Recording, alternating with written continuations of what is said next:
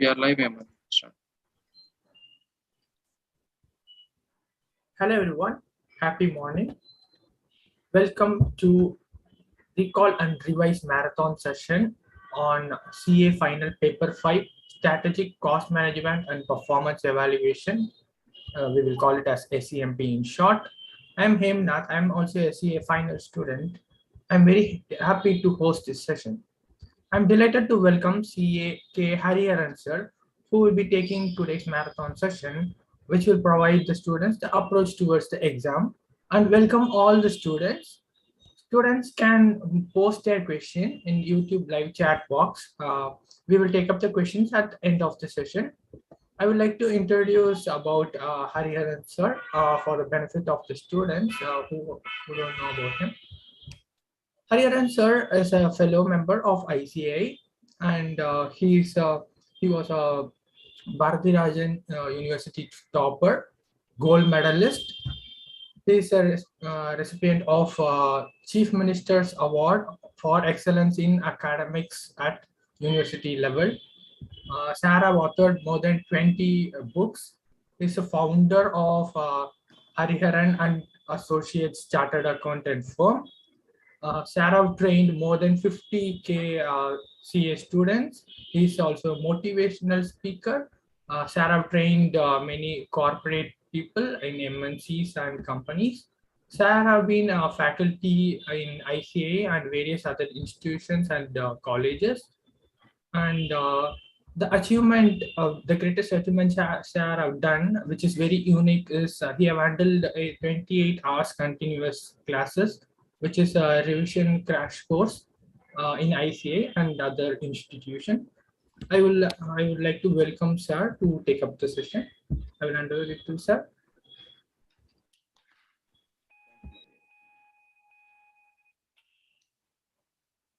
Very good morning to all my students.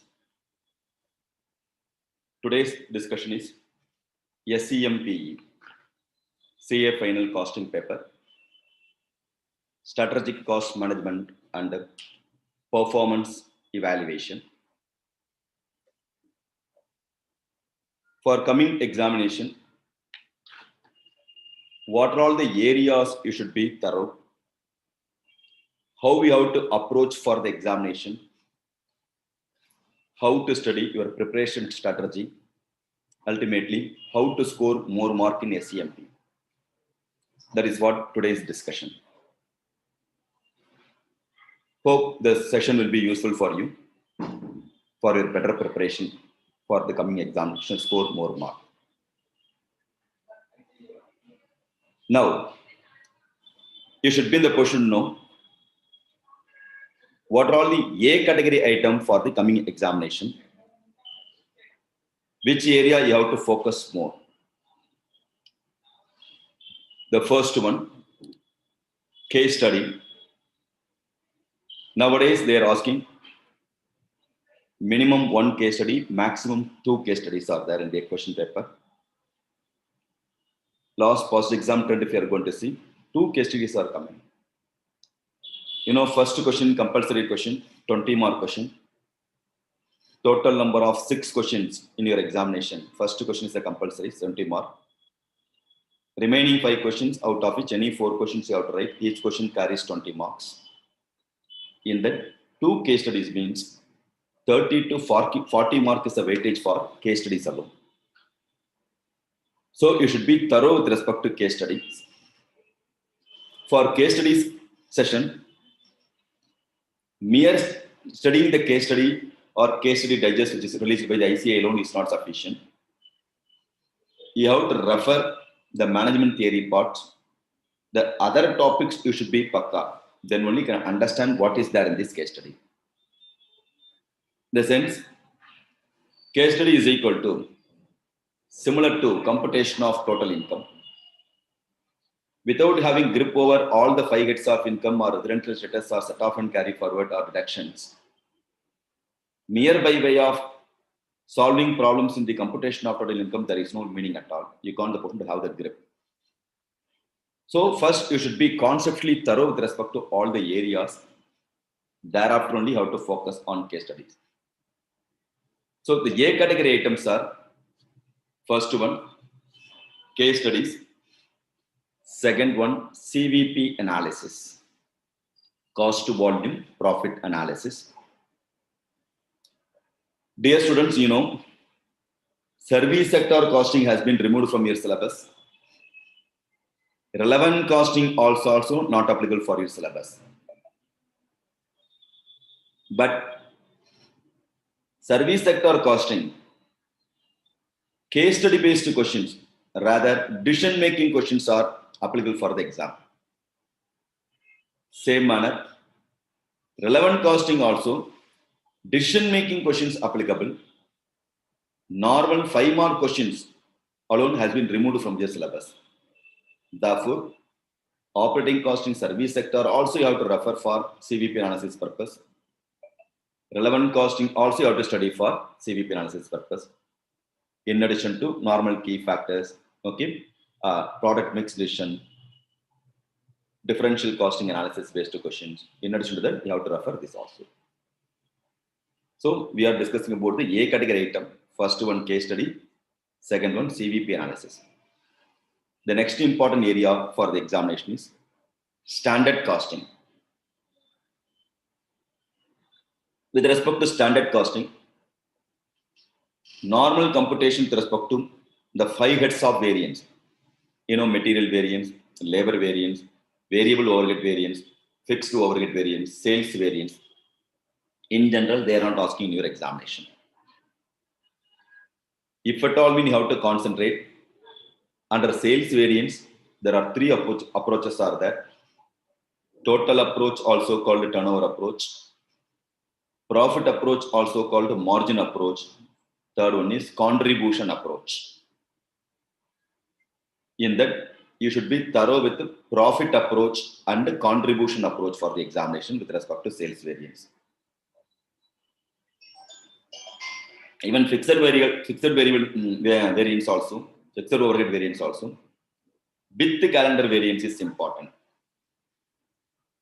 Unlike old paper, AMA paper, in SEMP paper, they are not asking the separate variance part alone separately for 5 marks. They are asking combined manner all the variance. All the variances with reconciliation is important for the exam. Reconciliation part is important. In that reconciliation, marginal costing approach, absorption costing approach, relevant costing approach, nothing but marginal costing, relevant costing approach with the scarcity of resources, shortage of resource constraint based problem is important. The raw material is in short supply or labor is in short supply. How you have to treat the variance during the reconciliation, that is important. So you have to refer reconciliation based question. That too, marginal cost based reconciliation is the most important for the examination. The combination of all the variance you have to analyze.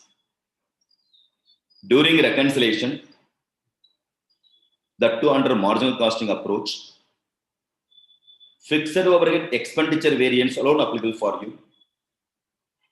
Remaining things in reconciliation, you should not pour the amount. Not applicable outright. In the sense, fixed overhead variance can be classified into 2 types. Total fixed overhead cost variance can be classified into expenditure variance and volume variance. Volume variance subclassified into capacity variance, efficiency variance, and calendar variance. While doing reconciliation, in detail, you have to do the reconciliation. Started with the budgeted profit and ends with the actual profit. The difference is profit, why? That analysis is called reconciliation. So we have to load all the variance then so that we can be the person to reach from budgeted profit to actual profit. While doing the same, you have to load variance. Material cost variance can be classified into price and usage variance. Usage variance again classified into mix and yield variance. In reconciliation, what and all you have to take? material price variance, material mix variance, and material yield variance. Combination of all is equal to total variance will come. Rather, it should not consider material cost variance or material usage variance. The subclassification alone, nothing but in detail, you are going to do the reconciliation. Similarly, labor also, labor cost variance can be classified into labor rate variance and the labor efficiency variance. Efficiency variance further classified into labor mix and revised sub-efficiency or revised efficiency variance. During reconciliation, you can take labor price variance, labor rate variance, labor mix variance, labor revised efficiency variance. Long order take. With respect to variable overhead, expenditure and efficiency variance come. Suppose if there is an idle time, then idle time variance also you have to compute. Always remember, idle time variance is always adverse. Actual idle hours into standard rate is equal to idle time variance. So doing the reconciliation, expenditure variance, idle time variance, and revised efficiency variance you are right. But with respect to fixed overhead variance, it can be classified into expenditure and volume variance. Volume subclassified into capacity, efficiency, and calendar. But during reconciliation, you have to take only expenditure variance alone. Remaining variance you should not consider. You should not part in the reconciliation statement. Because in marginal costing, fixed costs are irrelevant for decision making. Therefore, fixed costs will not form part of the reconciliation. But why we have considered the expenditure variance? If you see, fixed cost irrelevant depending upon the volume of production. The sense of what? Irrespective of the level of quantity, volume of production, our fixed costs remain constant. Therefore, because of the volume, fixed cost will not going to get affected. Therefore, fixed overhead variance you no need to consider at all. Nothing but volume variance you should not supposed to consider. Therefore, how you have to prepare the reconciliation statement? Fixed overhead expenditure variance, whatever the variance is there, as it is you have to take. And remaining variance, nothing but volume variance, you have to put not applicable. Then, sales variance. With respect to sales variance, total sales variance can be classified into sales price variance and sales usage, sales price variance and sales quantity variance. Volume variance. The volume again classified into sales mix and sales quantity variance. So here price variance you can take as it is, whereas sales mix you can take as it is. With respect to quantities concerned, nothing but the volume variance concerned. We have to consider PV ratio, profit volume ratio. In the sense of what? Total sales variance, again we are classified into price. Price is you can take as it is. The remaining volume variance. Total variance, whatever you got it, that you have to multiply with PV ratio, profit volume ratio. Okay, so you have to consider with the profit volume ratio. After applying profit volume ratio, you will get the profit approach, variance based on profit approach.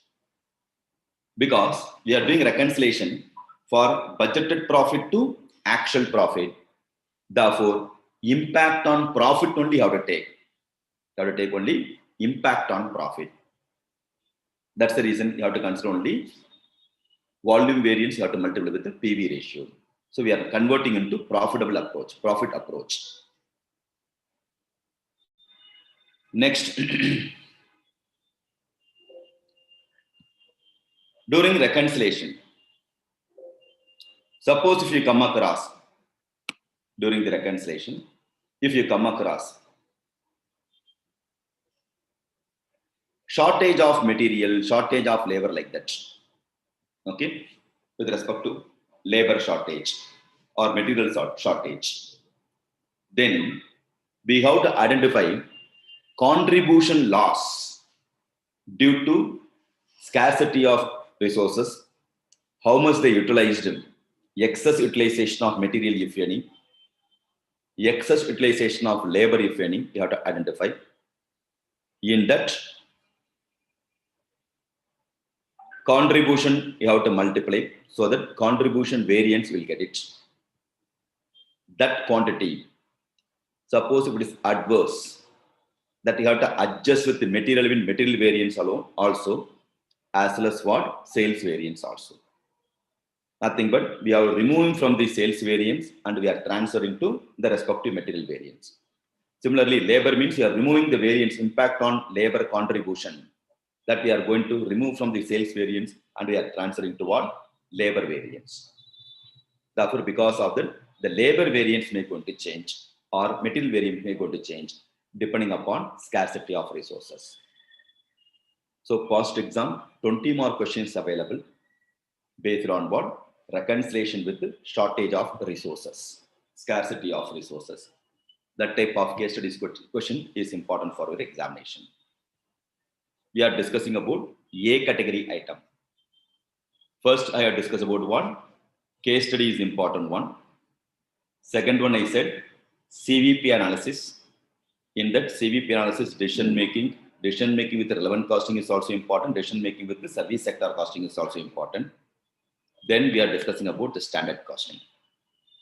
In that standard costing, you have to remember sales. In that sales variance, contribution approach and the profit approach is important.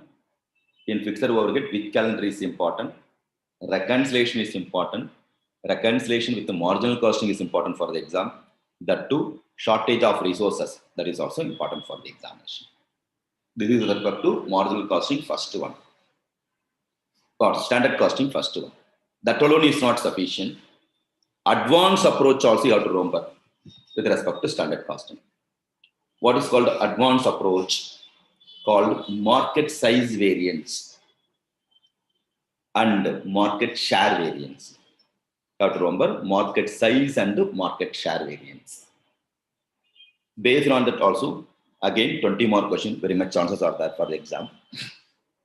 What is called the market size variance? Market size got increased, nothing but demand got increased. In this circumstance, the impact will be there. Always they'll give two information. One is called the industry, another one is called the company. Industry, sometimes they'll call it as a market.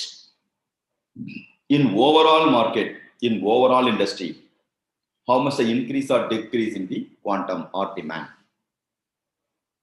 Thereafter, you have to identify what could be the company share in the industry that we have to identify. If you are going to apply the same, you will get increase or decrease in company's share will come, company's demand will come. Thereafter, you have to multiply with the budgeted contribution. Remember one thing, budgeted contribution per unit, so that you can get market size variance. So, better to remember the format. Industry's budgeted sales quantity, industry's actual sales quantity, difference is equal to increase or decrease in sales quantity due to market size. Multiply with budgeted market share of the companies in the industry. The multiplied answer is called increase or decrease in companies' sales quantity. We got the quantitative info that you have to multiply with the budgeted contribution per unit is equal to the variance of market size variance, so that you can get market size variance. The next one is called market share variance. This all comes under advanced approach in standard costing. Market share variance. How to approach the market share variance? What about the industry's actual sales quantity? Industry's actual sales quantity. You have to compare what is the budgeted share, expected share in the market, what is the actual share in the market. So budgeted share, for example, 20%, actual share only 16%. Therefore, reduction in share comes to how much? 4%. company share, reduction in share in the market comes to 4%. So industry's actual sales quantity multiplied with the reduction in 4% is equal to market share, reduction in sales quantity of the company due to market share. Now you got the sales quantity that you have to multiply with the budgeted contribution per unit is equal to market share variance. This is the way in which you have to compute market share variance. So market size variance and market share variance are most important for the examination, your examination. And doing the reconciliation part also, along with the market size and the market share variance will come. In this juncture, reconciliation already we have discussed. Expected profit to actual profit, budgeted profit to actual profit is equal to variance. There we are going to load with all the variance. You have to identify what all the variants are there: material variance, labor variance, variable overhead variance, fixed overhead variance, and sales and the sales variance. In sales variance, you have to take sales price variance as it is. Thereafter, you have to consider market size variance and the market share variance, whatever you have computed, so that reconciliation will get tally automatically.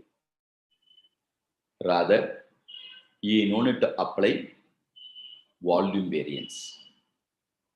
In previous reconciliation, I said reconciliation with the marginal costing approach, reconciliation with the scarcity of resources of material or labor, I told.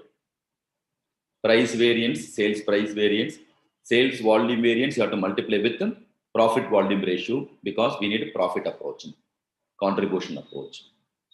Here, I told what you have to take sales price variance. I am not asking you to consider volume variance. Instead of that, you have to take answer of the market size variance and the answer for the market share variance. Why market size and the market share variance alone have to take? Because whether the market size or market share, the impact of the market size and the market variance have impact on sales quantity only. No, ultimately is going to affect the sales quantity. No, therefore, volume variance is nothing but here market share variance as well as market share variance, and the combination of both is called total volume. Therefore, you no need to consider again the volume variance. Moreover, in market share and the market size variance, you have multiplied with them budgeted contribution per unit. Sales quantity into contribution per unit, nothing but one. You'll get total value that is equal to application of PV ratio only. Sales into PV ratio will get the contribution. Sales quantity into contribution per unit is equal to total contribution you can get. Therefore, here also we have applied the contribution approach, nothing but marginal costing approach only. Therefore, market size and the market share variance computation part easy, provided you have to remember this format. So, with the market size and the market share variance, many questions are there in the input material, and the case study past exam questions also there. So 20 marks in your packet now. So you should know what are all the areas frequently asked questions are there. Those areas you have to capture, those areas you have to remember properly. At least those areas you have to concentrate. Next A category item, we are in standard costing. First I told what are all the variants you have to remember, reconciliation you have to remember, market size and market share. The next important one, advanced level variance, is called planning variance and operational variance. Planning and operational variance is also equally important for the exam, based on material as well as based on labor variance, already available in the input material itself. Kindly refer. Past exam question, 20 mark question again, based on planning and the operational variance. How to approach the planning and the operational variance? Standard nothing but what? Expectation. Expectation minus actual is equal to variance. When expectation is going to happen? When the actual is going to happen? Beginning of the year, expectation is going to happen, and the end of the year, actual may going to happen. So we can verify the actual only at the end of the period. So difference between the expectation and actual is called the variance. 1st April expectation, 31st March actual. Difference is equal to variance. Suppose some adverse variance has come. Then 100 rupees adverse variance or 100 lakh is adverse variance. So company is going to fire. Person in charge for the same. You are the, because of your inefficiency only, 100 lakhs variance has happened. So all the variance we are transferring to the workers or what person in charge for the same. But there we have assumed 1st April, beginning of the year, expectation was happened. We assume expectation is correct and we are not reaching the actual properly. That is what assumptions with respect to traditional variance. That is called what? Traditional variance. But reality. Again, what beginning of the period, I prepared the expectation. During the period, there's a chance of increasing the material cost, increasing the labor cost. Market price might have increased. Am I right? If there is a revision in the material or labor, then I have to revise my standard itself. Revision in standard is required. Therefore, when standard has happened, when revision has happened, thereafter end of the period, actual has happened. Therefore, between expectation to actual, in between one is there. That is called one revision in standard. So we are supposed to revise the standard itself. That is important. That is called revision in standard. If you want to revise the standard itself, what we have to do? We have to cut the variance into two parts. One is traditional approach called expectation to standard. Expectation to actual is called variance. Here, what we have to do? Revising the expectation. So, expectation, revised expectation, thereafter actual. Expectation to revised expectation is called planning variance. There is a variance in planning itself. Planning itself got varied. Expectation itself got changed. Nothing but standard itself we are revising. That's why revised standard comes into picture. Then from revised standard to actual, whatever the variance happen, it may purely because of operational variance. So traditional variance, I told the example, 100 lakh is a total variance. If I'm going to revise the standard itself, assume 40 lakhs has come. Standard to revised standard, the variance comes to 40 lakhs. The 40 lakhs is because of planning variance. Remaining 60 lakhs is because of operational variance. Therefore, total variance we can be calculated into two. One is called planning variance, another one is called operational variance. Rather, planning variance plus operational variance is equal to total variance. Understood? Therefore, traditional variance is a combination of planning variance and the operational variance. While solving the problem in the examination, we can be in the position to verify how much the total variance under what traditional approach. What about the variance under planning and operational? If you are going to what add the same, add the both, you'll get total variance. So the verification process also will cover. What are the next one? In addition to planning and operational variance. So what and all we have discussed, planning and operational variance. In planning and operational variance also, you have to write what? What are all the advantages with respect to advanced variance? That concept they asked in the examination. Then controllable variance and uncontrollable variance, you have to subclassify the planning variance. What and all within your control, what and all beyond your control, that you have to identify. This may come whenever substitutional materials are there. Price of the one product is cheaper than another product. Then sometimes it may be within your control, shifting from one material to another material so that we can minimize the expenses. That is called one controllable variance. The remaining things called uncontrollable variance. So this is all the manner you have to prepare for standard costing. So this time planning variance, operational variance, market size variance, market share variance, reconciliations, all those things you have to refer. Out of which any one of the question will come under the, any one of the segment will come under the 20 mark for your preparation, 20 mark for your exam. We are discussing about A category item. Case study is important, CVP analysis is important, standard costing is important. Next one is pricing decision. Next important segment for case A category item is pricing decision. Then transfer pricing is important for the exam, A category item. TQM, total quality management. Activity-based costing. CVP analysis and decision making. Not another one, DPP and the CPA. Direct product profitability and customer profitability analysis. Balance scorecard. Life cycle costing. Value chain analysis. Performance measurement and evaluation. So, in addition to that, in that also you have to remember EVA computation, performance prism, TBM, table bottom line, value for the framework. These are all important in performance measurement itself. So these are all A category item. A category item, you should be thorough before you go for the examination.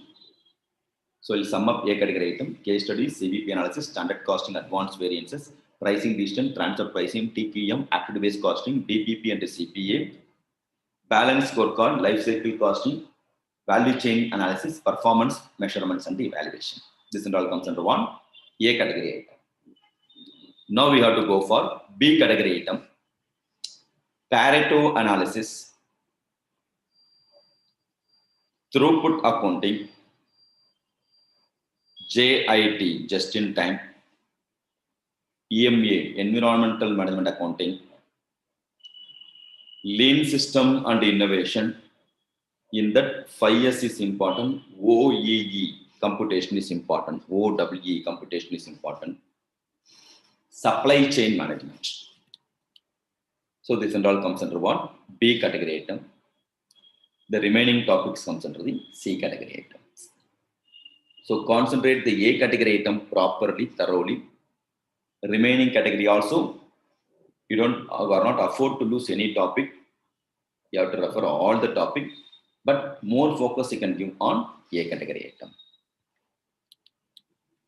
Now, with respect to case studies, what are all the types of case studies based on the post-examination trend that I am going to discuss now? Because SEMP paper, you know the importance of the case studies.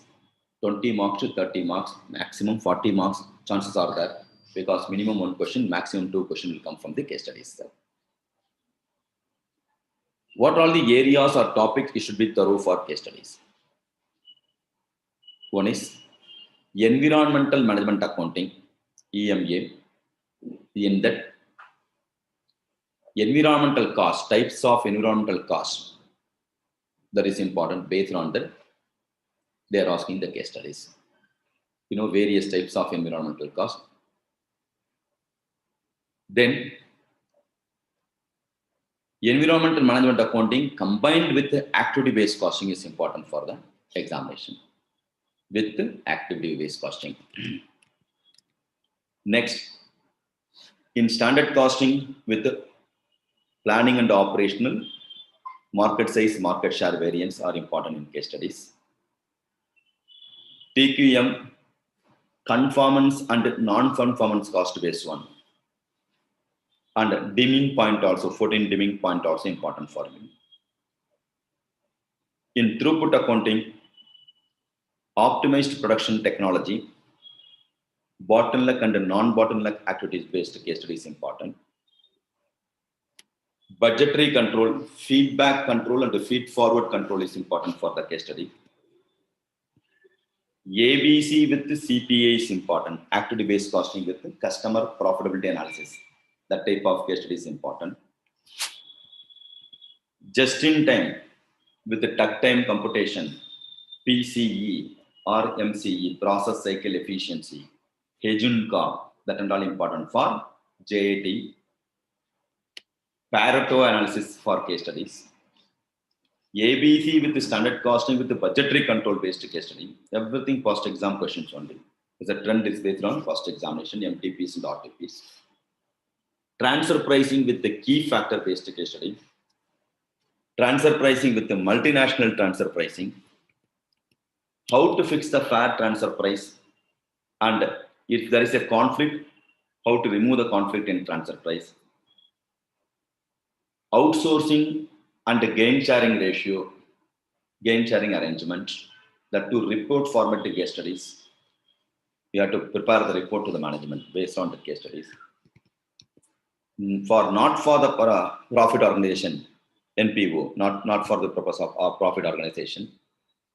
Value for the framework is important. The 4 key challenges faced by the non-profit organization, that is important. The performance measurement criteria is important for non-profit organization. Value chain analysis, cost reduction, value chain analysis, the cost reduction with the performance prism. That type of case is important. First exam question also available. Performance prism with value chain analysis.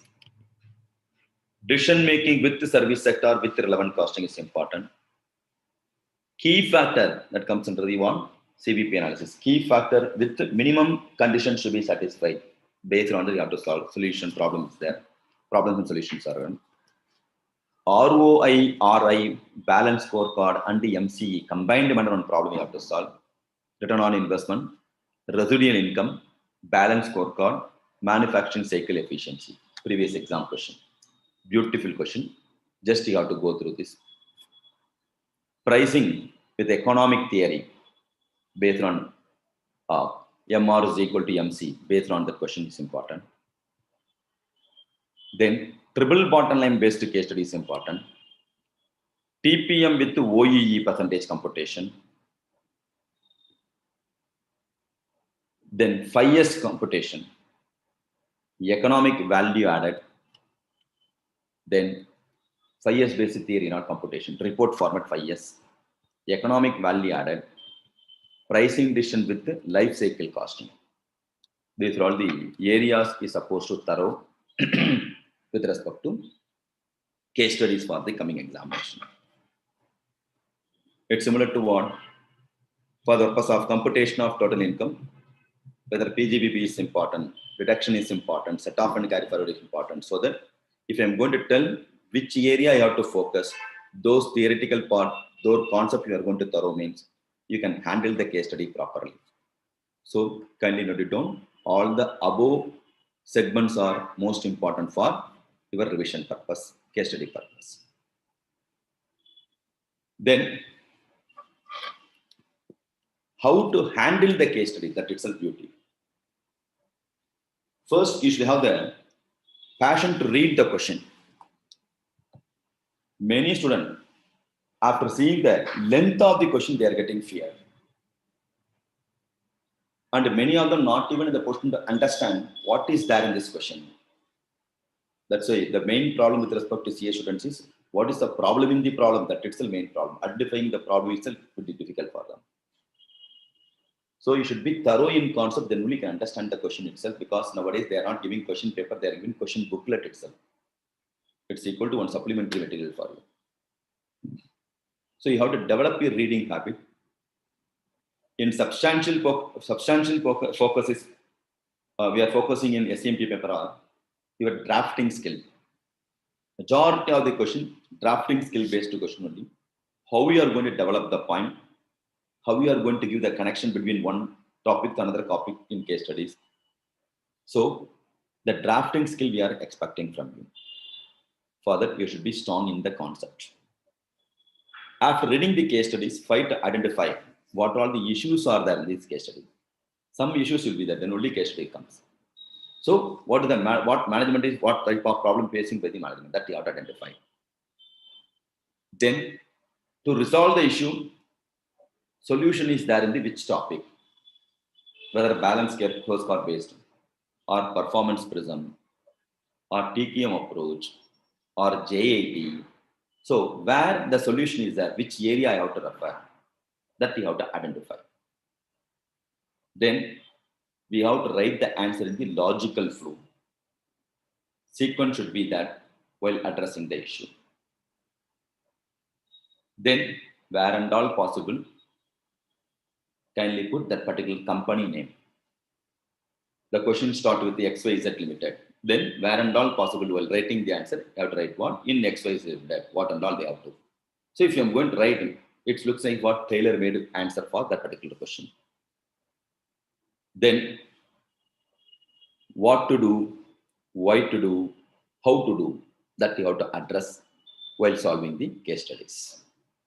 So that you get the full packaged answer of what? That particular question. Where and all possible, you can use the quotation also. Many quotations are there. Many quotations are given.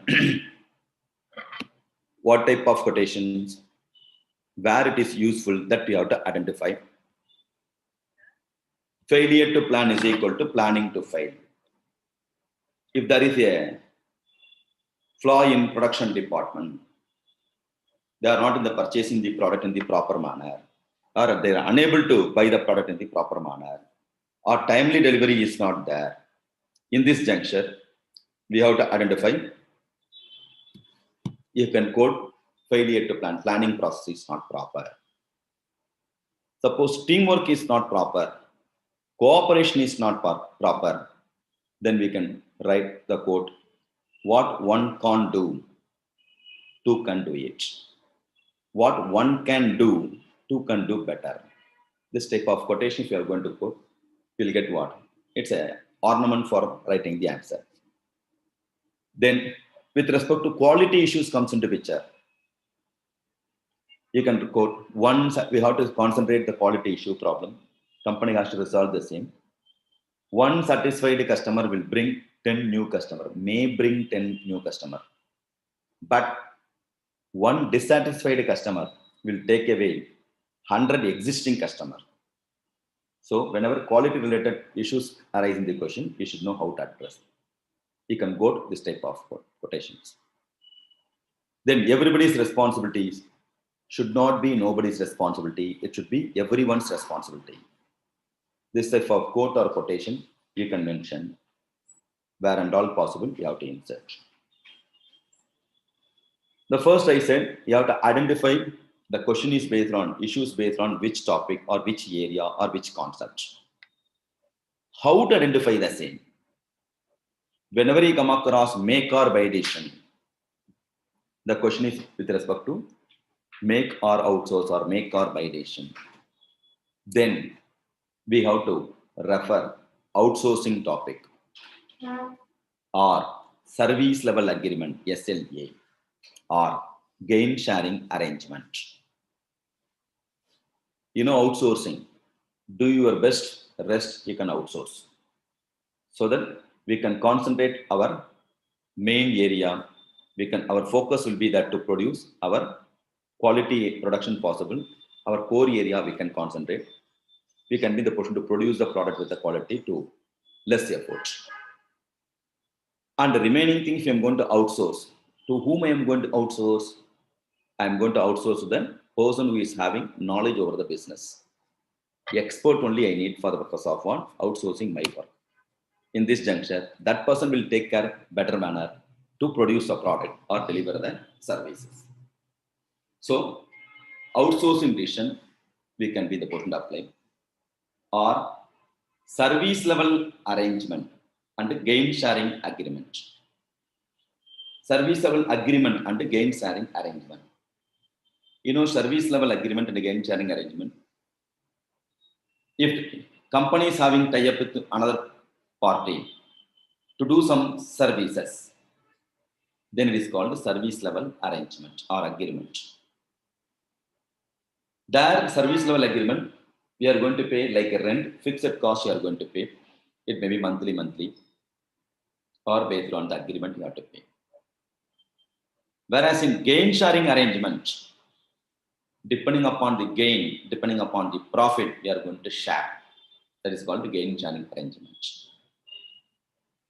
If that is a percentage based on what share or profit, then it's a win-win situation for both the people. Service provider also going to get the benefit. Service giver also going to get the both the party can be the person to get the benefit out of gain sharing arrangement. Then the issues based on lead time. You know the lead time represent Time gap between date of order and the date of receipt of goods is called the lead time. Raw material supply, from raw material to finished goods or supplied to customer, some sort of lead time is there. Then you have to refer supply chain management or JAT, just in time, or 8 key process of supply chain management. So these are all the areas you have to refer, you have to quote, you have to draft. Suppose the case study is based on mission related problem. Machinery breakdown has happened, some sort of issue with respect to our mission. Then that question may be from TPM, total productive maintenance. There you have to refer the 8 pillars. OEE computation may be important. Overall equipment effectiveness. So performance into, availability into, quality. Based on that, you have to compute OEE. Then the question is based on, case study is based on minimization of wastage in process, scrap material wastage. Then you have to quote by way of Kaizen costing technique. Other waste, other than what scrap alone, not only scrap alone, other waste, normal time waste, okay, processing waste. In this juncture, you have to refer lean system and innovation. 7 types of waste are there in lean system and innovation. Just in time also you have to refer. Suppose the question is based on office maintenance. Previous exam they asked 10 more questions based on office maintenance. Then you have to refer 5S concept, Japanese terminology, 5S. Sort, set in order, shine, sustain, standardization. That 5S concept you have to explain. There's a ways to improve sales, create new market to sell the product. This type of issues are there. Then relationship marketing out refer, that comes under the supply chain management. 6 marketing models are there in relationship marketing. Then introducing the product to the customer, influencing the customer by way of advertising and tempted to buy the product, our company's product. This type of issues are there in this question. Then they're adopting push model. You know, supply chain management, there are 2 different models are there. One is pull model, another one is push model.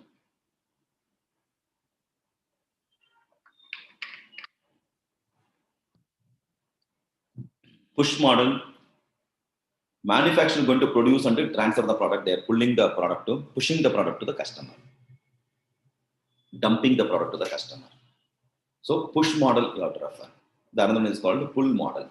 Customer needs the product, thereafter they are going to produce and transfer the product. That is called pull model. Then more competition, survival itself difficult for you. Then how to approach this type of problem is that means. Then we have to refer value chain analysis, VCA. In that competitive advantage you have to refer that low cost advantage, differentiation advantage, that and all you have to refer. Suppose the case study is based on social causes. Even the general public may going to get affected. Then that type of issue you have to address by way of EMA, Environmental Management Accounting. Then whether investment is used properly or not, invested fund has been used properly or not, whether worth investing or not, worth it or not. Then value for money, value for framework, that concept you have to refer. 3 concepts. Then quality related issues are there in this question. In this type of case studies, you have to quote TQM, Total Quality Management, 6 Sigma, DME-IC, DME-DV, those areas you have to cover. Then if the case study is based on reduction in floor space, reduction in time distance, floor space utilization of floor space properly, then we have to approach by way of cellular manufacturing. Case study is based on The concept is based on cellular manufacturing. Then changes in process of business. We have to refer BPR, business process re-engineering. Suppose introducing the new product or process, new way to approach, then it is called process innovation.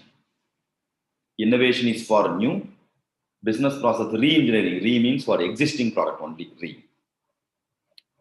Then we want to satisfy the customers, customer satisfaction based on customer relationship management, CAP, customer account profitability out of refer, customer's lifetime value. These are all the areas available in supply chain management. Those areas you have to quote. So we are discussing about one, how to identify the topic with respect to the case study, or the case study is based on which topic I would identify. Depending upon the issues involved, you have to find we are in that case study is based on what topic. Then issue with respect to ATG, donation, trust, old age home, orphanage. Then performance measure based on not for the profit organization. The key challenges you have to refer. Then net profit plus opportunity cost to be considered. Then EVA, economic value added. The question is based on plugging back of profit, self-financing concepts. Then shareholders value added you have to refer. One is called economic value added, and one is called shareholders value added. Many occasions this type of question comes into picture. We have to consider all the stakeholders, not only the shareholders. Then we have to refer performance prism. Performance prism. Few students in the examination they wrongly wrote performance pyramid. Performance prism, it's a correct tool. It's when compared to balanced scorecard, performance prism is a superior tool to measure the performance. Then how to fix the standard for performance of the company, or how to fix the standard, how to reward the employees after achieving the standards, so that we can appreciate. I have to fix the standard and I have to what? Over achieve the object, achieve the target, I want to appreciate them. Then we have to go by way of building block model. Then critical success factor for performance of the company. We have to solve the problem by way of balanced scorecard. 4 different perspectives you have to go note down, have to quote. One is customer perspective, internal business perspective, innovative perspective, and financial perspective. Then conflict due to division as a profit center. Then we have to refer transfer pricing model. Whenever conflict arises, you have to go by way of dual rate transfer pricing and 2-part transfer pricing. Then strategy for predicting the future problem. We can go by way of feed forward control. Feed forward control in which topic? Budgetary control topic. Feedback control is there. Another one is one feed forward control there. So these are all the manner you have to identify the area in which the case study question has been raised. So up to this stage, we have completed how to approach the case study. Hope you enjoyed the case study part properly. You can able to handle the case study. Identification of case study may possible for your preparation. The next one is theory. You should be proper. Conceptually, you should be strong with respect to theory part. Post exam questions also you have to refer properly to address the theory part, because number of points also equally important. Mere by way of solving the problem, there is no use. While writing the theory, because drafting skill is nowadays more important, how many points you are going to write, that is also equally important in the examination. Whenever theory comes into picture, try to develop your own chart. Chart-wise presentation is advisable.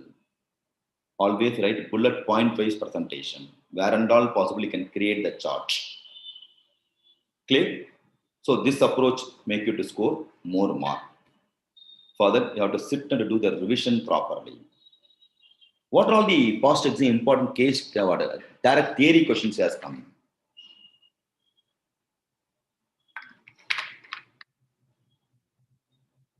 With respect to past exam theory is concerned, what are all the stages with respect to implementation of target costing? Create a project charter, obtain a budget, obtain a management sponsor, assign strong stream manager, enroll full-time participant, use project management tool. So these are all the 6 points available in study material. All the 6 points you have to write and you have to elaborate. What all the control points are in target costing? Principal control point, point of go or non-go decision, and a timer point. What are all the 6 business functions of the value chain analysis? Partly considered as internal function, partly considered as external function. Under internal function, 3 points are there. External function, 3 points are there. R&D, research and development, designing the product, production, marketing, distribution, customer service. These are all what? Various functions with respect to value chain. What are the main activities of value chain analysis? There are 2 types of activities are there in VCA. One is primary activity, another one is supporting activity. So primary activity is the main activity, supporting activity helping for the primary activity. Then 2 ways of competitive advantage is also important. How to tackle the competition. For that, we are having low cost advantage. Another one is called differentiation advantage. Then, what are all the approaches of that for assessing competitive advantage? To assess the competitive advantage, we are having 3 analysis. One is called internal control analysis, then internal cost analysis, second one is internal differentiation analysis, another one is vertical linkage analysis. I'll repeat 3 approaches for assessing competitive advantage.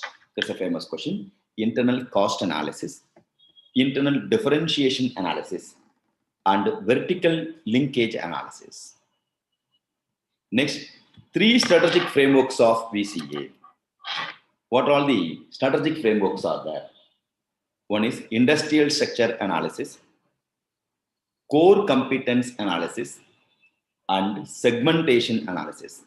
These are all 3 different strategic frameworks of VCA. Then, what all the cost drivers are there in VCA? With respect to cost driver, it comes under the 2 places. It's a commonly committed mistake from the student side. Where and all cost driver comes into picture? Okay, one is in value chain analysis, another one is in ABC, activity-based costing. So, in value chain analysis, what are all the costs? Because students used to interchange both value chain analysis and activity-based costing. In value chain analysis, we are having 2 cost drivers. What are all the cost drivers in value chain analysis? One is called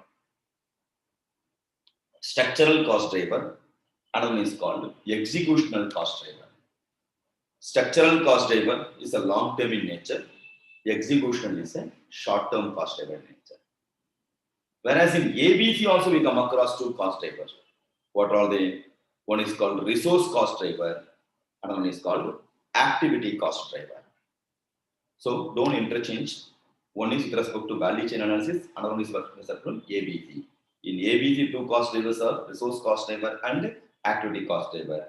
Whereas in VCA, value chain analysis, structural cost driver and executional cost driver. Then, what are all the types of costs with respect to value chain analysis? One is value added cost, another one is non-value added cost. Value added cost represents what?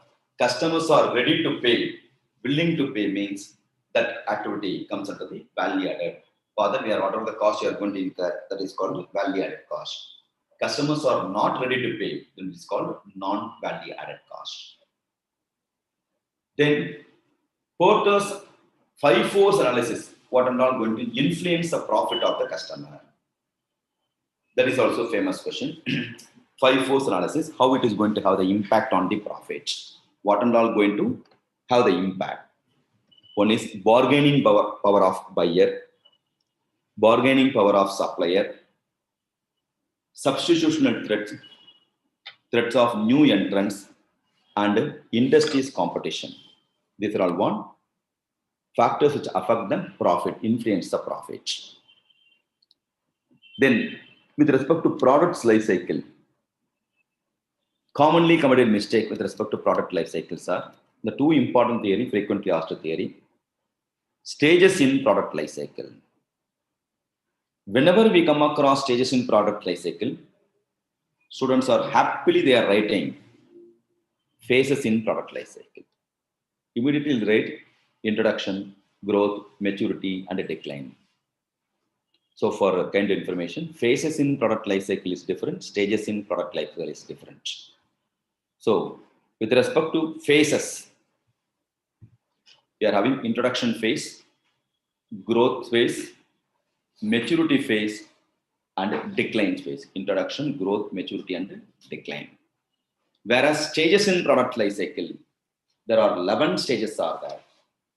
One is market research, second one is specification, third one designing, prototype manufacturing, development, tooling, manufacturing, selling, distribution, product support, and decommissioning. So these are all 11 stages. I'll repeat the 11 stages. Market research, specification, designing, prototype, manufacturing, development, tooling, manufacturing, selling, distribution, product support, and decommissioning. These are all 11 stages with respect to product life cycle. What are all the common pitfalls in relevant costing? Commonly committed mistake is called the common pitfalls. What are all the common pitfalls in relevant costing? We assume variable cost means a relevant cost, and a fixed cost means called irrelevant cost. It's a commonly committed mistake. So all variable costs are relevant costs, and all the fixed costs are irrelevant costs. That is not correct. So the commonly committed mistakes are variable costs are relevant, fixed costs are irrelevant is a commonly committed mistake. Why? Sometimes variable costs also irrelevant for decision making. If there is no change in variable cost, when compared to one option to another option, the variable cost is not going to get affected, remain constant mean, then variable cost also irrelevant for decision making. But fixed cost may also sometimes relevant for decision making. In general, fixed costs are relevant costs. But because of changes, if there is an incremental fixed cost, additional fixed cost, avoidable fixed cost, then fixed costs also relevant for decision making. That's the reason there are two common pitfalls are there in relevant costing.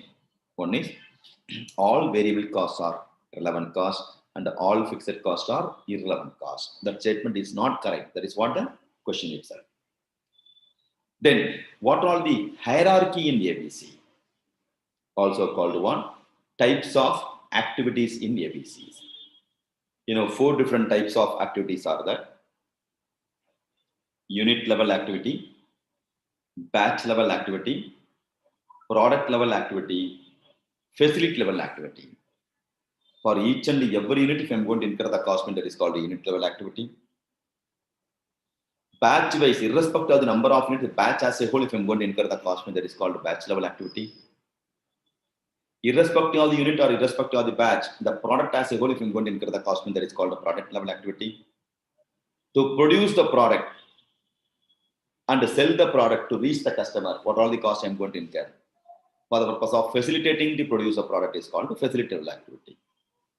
For that, we are having 3 key elements of ABB. Activity ABB represents activity-based budget.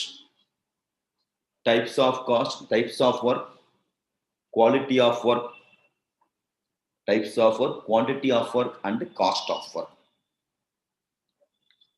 Then next important theory is role of JAT with respect to eliminating wastage of resources.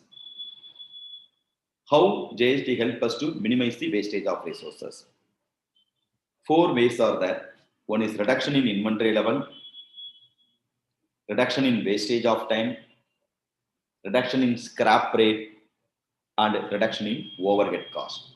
These are the 4 ways in which reduction in JAT helps us to reduce the wastage of resources. Inventory level, wastage, time waste, scrap rate wastage, and reduction in overhead cost.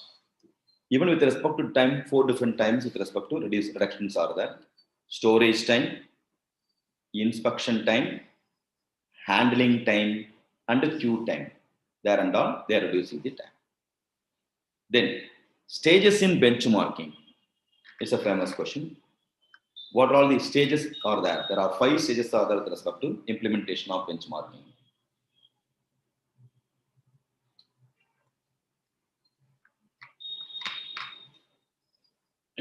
Planning, collection of data, analyzing, recommendation, and reviewing. These are all one stages with respect to implementation of benchmarking. What are the various types of benchmarkings are available? There are 6 types of benchmarking available. Competitive benchmarking, strategic benchmarking, global benchmarking, process benchmarking, internal benchmarking, and external benchmarking. These are all types of benchmarking. If you go for benchmarking, you need a code of conduct.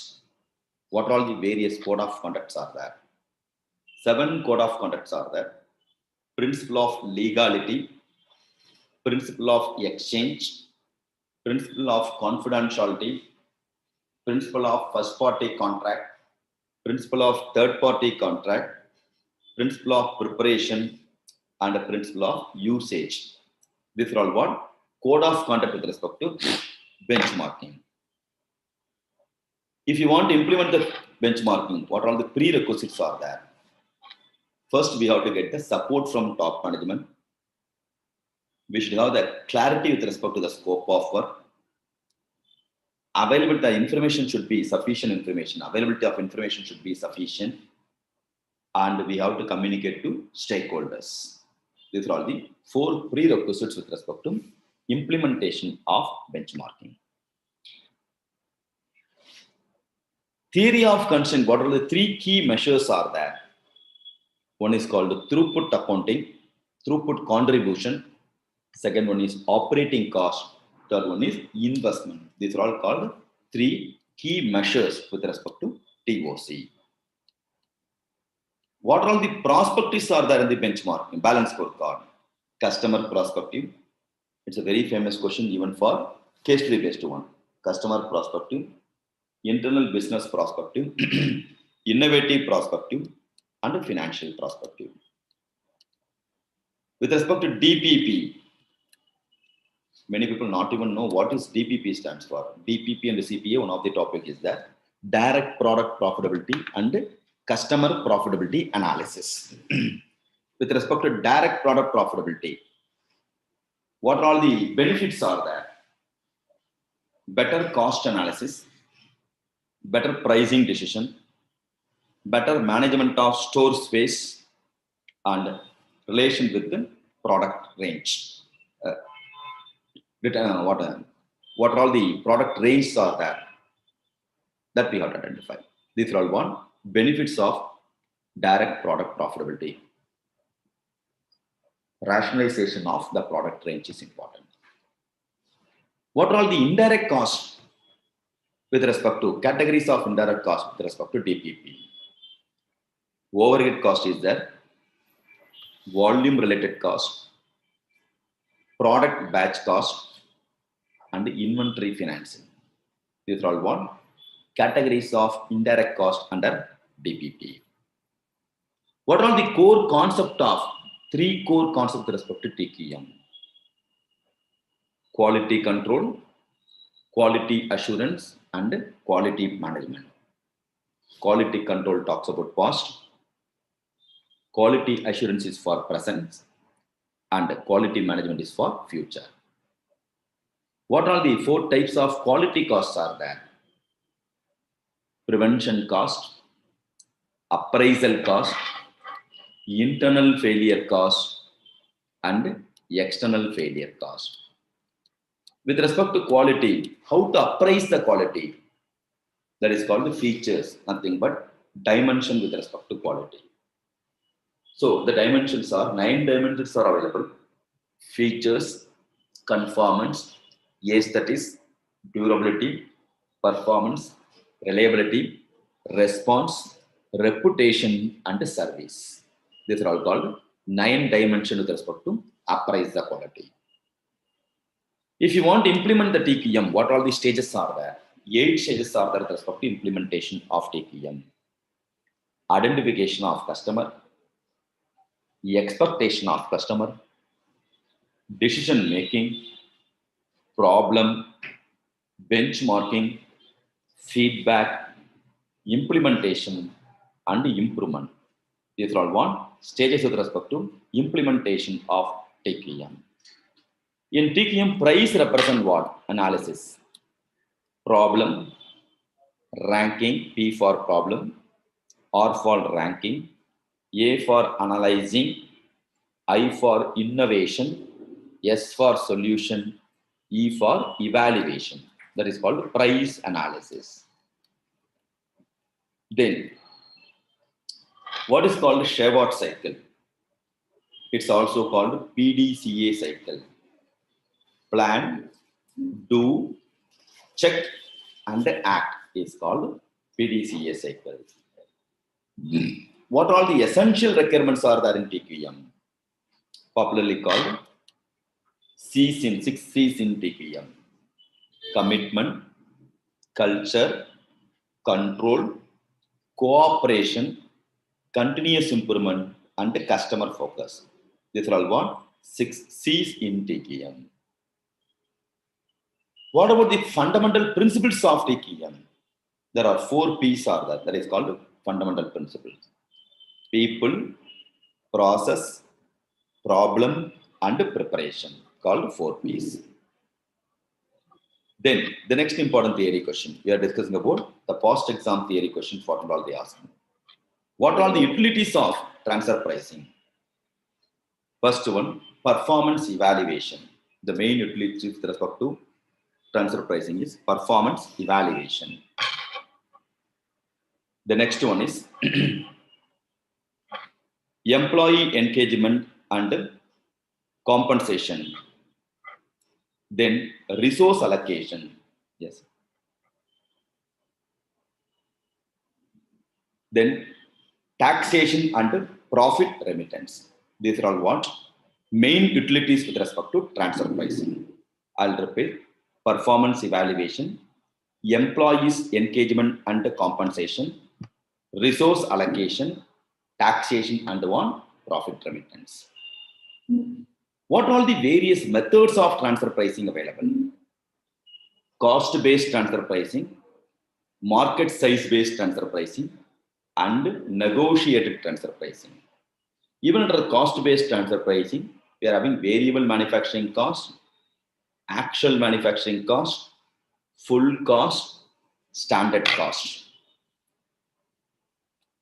Even what? Cost plus profit, cost plus markup. These are all the various ways in which we are having transfer pricing. If there is a conflict in transfer pricing, how to remove? That's a famous question. One is dual rate transfer pricing. Another one is two-part transfer pricing. What are all the drawbacks with respect to dual rate transfer pricing? It can complete the record. It may complicate what? It can complicate the record. And profit shown by the device or maybe the artificial profit. That type of what? Practical difficulties with respect to dual rate transfer pricing. Then, what are all the different market structures are available? The market structure comes under pricing decision. What are all the market? Monopoly market, monopolistic market, oligopoly market, and perfect market. Then, what are all the pricing strategies are there in oligopoly market? Predatory pricing, entry forecasting pricing, nothing but limited pricing strategy, cost plus pricing, and non-pricing strategy. These are all 4 pricing strategies of oligopoly. What are all the way in which price customizations are there? Customization based on product line, based on customer behavior, based on demography, and based on time intervals. Democracy based on time interval. Then, factors for price sensitivity. What are all the factors which affect the sensitivity of the price? One is unique value effect. If it is a unique one, then that may going to affect the sensitivity of price. Substitutional awareness effect. More than one product available. Then, accordingly, price negotiation may going to happen. Difficult comparative effect. Similar product is not at all available. Then we can fix whatever the price we want. Total expenditure effort, end benefit effort, shared cost effort, sunk investment effort, price quality effort, and one inventory effect. These are all the 9 factors which has influence on price sensitivity. What are the different pricing methods are there? One is competitive pricing, cost-based pricing, and value-based pricing. With respect to value-based pricing, what all the methods are there? Object value method or perceived method. One is object value, another one is perceived method. Then, what are all the categories of new product in strategic pricing? One is revolutionary product, another one is evolutionary product, and third one is Me Too product. These are all the 3 different strategies, 3 different categories. Then, in which circumstance penetrating pricing can be adopted? Penetrating can be adopted. Demand of the product is elastic to the price. Substantial savings on the large scale of production possible mean then we can go for penetrating pricing. And threat of competition. More competitor more going to come. Then to avoid the same, we can go by way of penetrating pricing. Then what is called the price adjustment policy? So many questions they ask from pricing decision itself. Price adjustment policy. One is distributors discount. Second one is quality discount. Third one, cash discount. Next, price discrimination and geographic pricing. These are all price adjustment policies. What are the types of competitive pricings are there? Very, very famous question. The 2 types, going rate pricing and sealed bid pricing. These are all competitive pricing policy.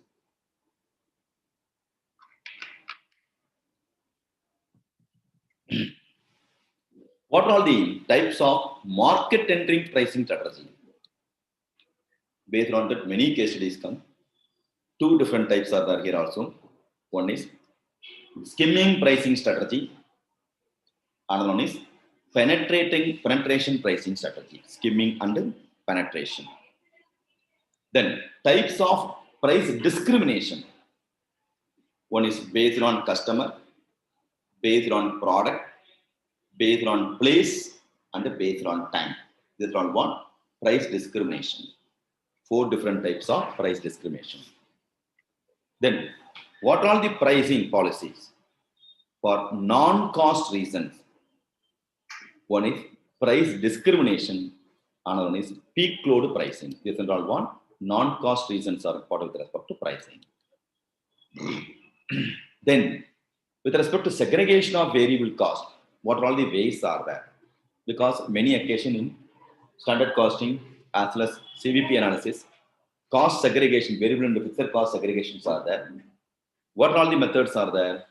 Graphical method, analytical method, high point, low point method, least square method, and comparison method. What are the non-cost factors for shutdown?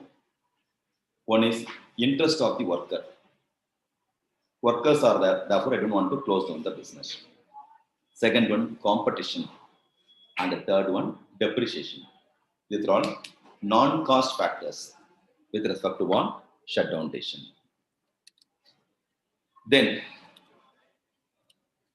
what are all the assumptions in cost reduction? Popularly called threefold assumptions in cost reduction. One is permanent in nature. Second one, savings in cost per unit. And third one, quality of the product remain unaffected. The definition itself was real and permanent savings in cost per unit without affecting the quality of the product is called cost reduction. The same definition, they are cut into different slices. Then, in which circumstance it may be justifiable to fix the price below the variable cost? One is perishable product nature. Then, large quantum of stock has been accumulated. Then, to boost the another sales, another products. Then, to popularize a new product we can do. Capture the foreign market, avoid shutdown cost, or capture prospective market. These are all the way, these are all the circumstances. It is justifiable to fix the selling price below the marginal cost itself. Then 12 major areas in which decision making, 12 major areas of decision making in which differential costing is used. Where and all we can use the differential costing. CVP analysis questions based on the areas in which differential costing technique has been used. So if you know all the 12 areas, you can have the grip over the CVP analysis question properly. Where and all you have to apply, because in examination they won't specify in which circumstance you have to use the differential costing technique.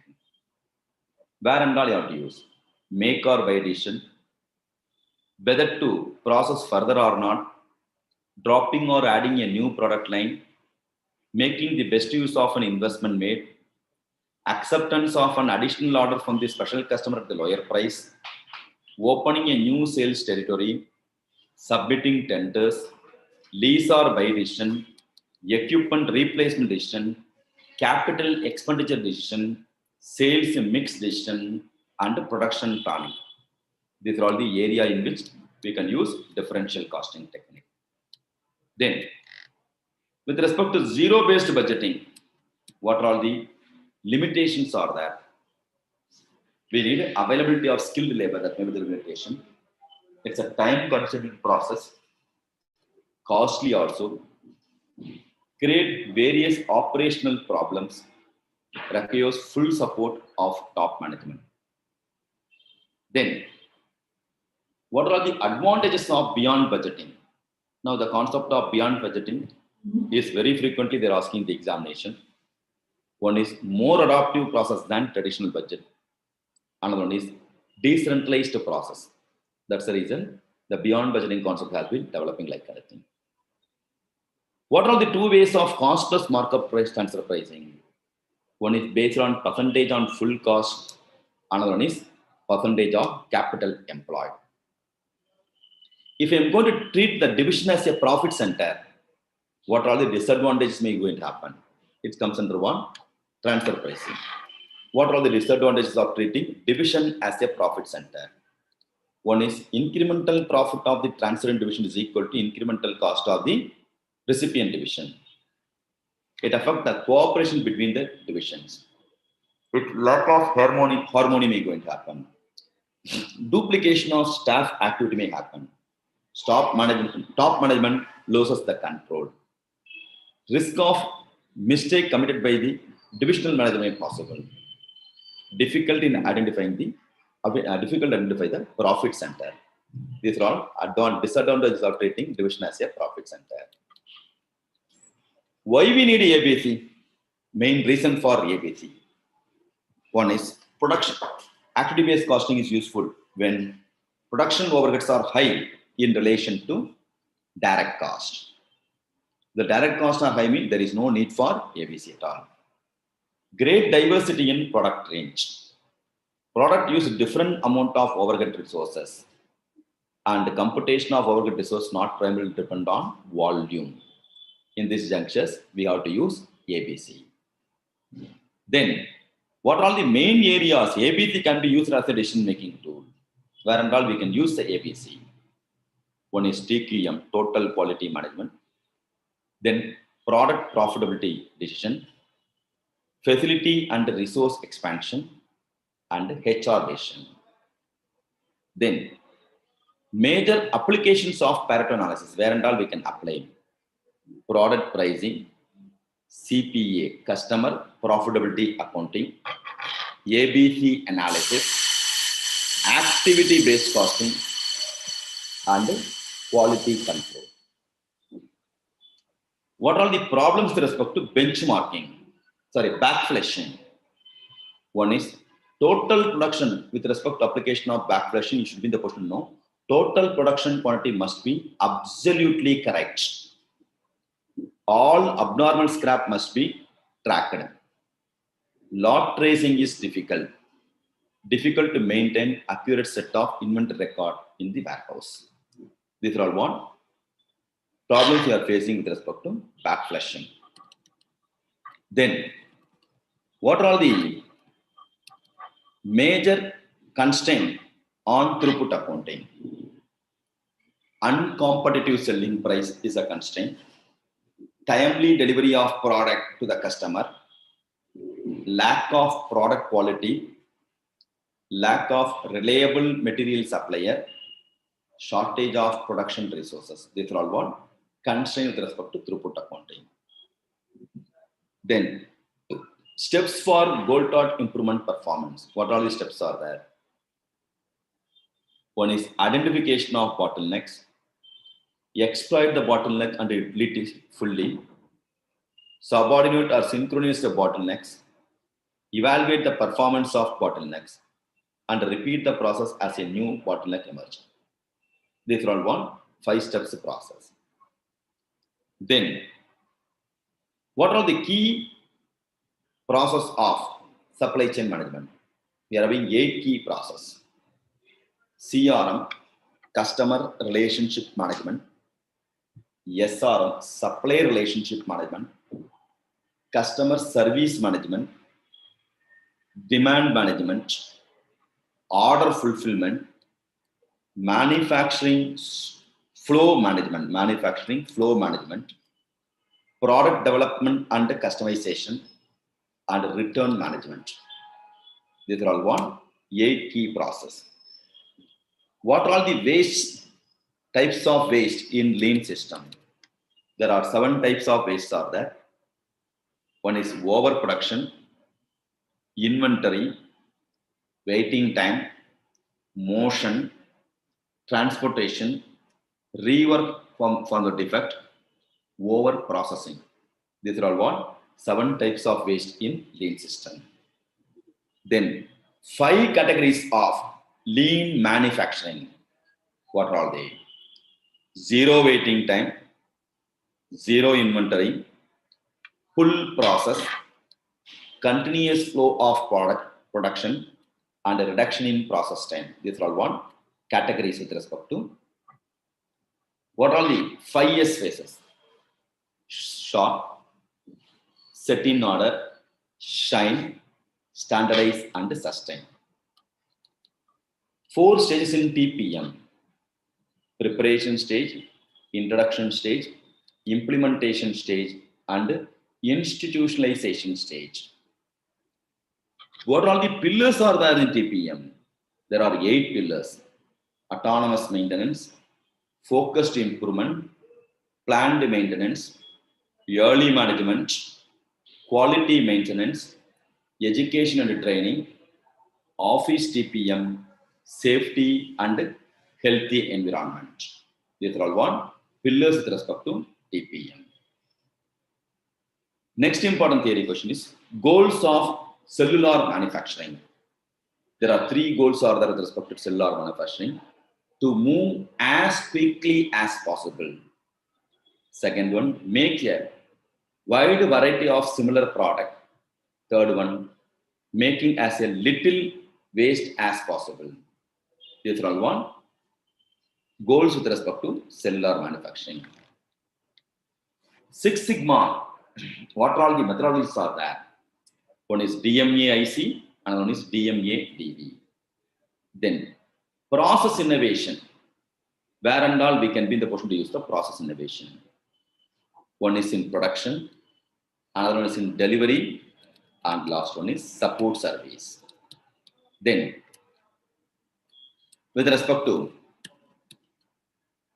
BPR, what all the components are there in BPR? 4 components are there: business process re-engineering.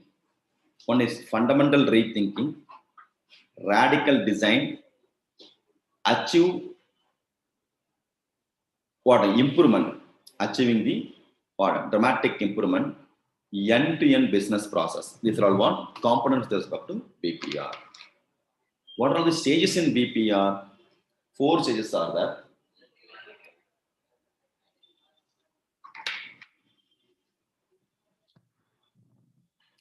Process identification,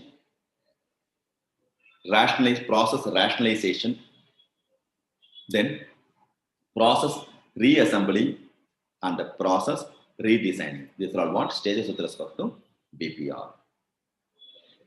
What are all the major areas of application of EMA? Very famous question. Product pricing, budgeting, internal appraisal, cost estimation, savings in environmental project. Types of environmental cost, most important, because case study based questions came.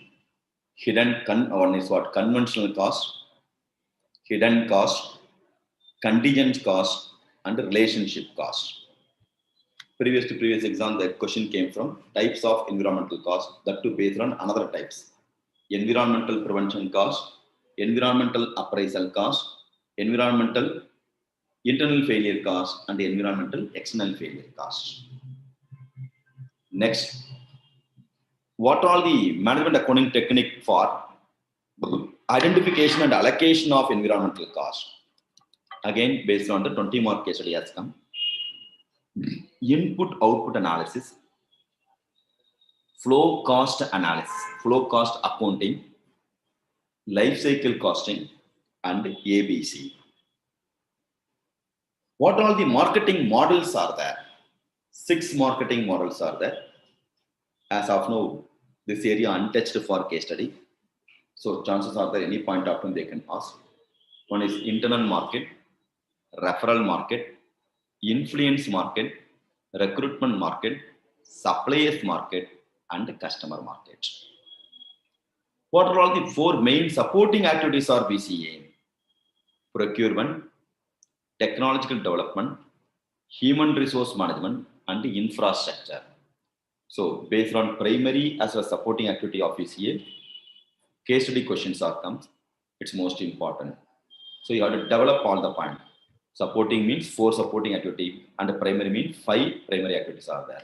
What are all the 4 supporting activities? Procurement, technological development, human resource management, and infrastructure. Then 3 major groups of variance in standard costing. What are they? Efficiency variance, price variance, and volume variance. These are all 3 different variances.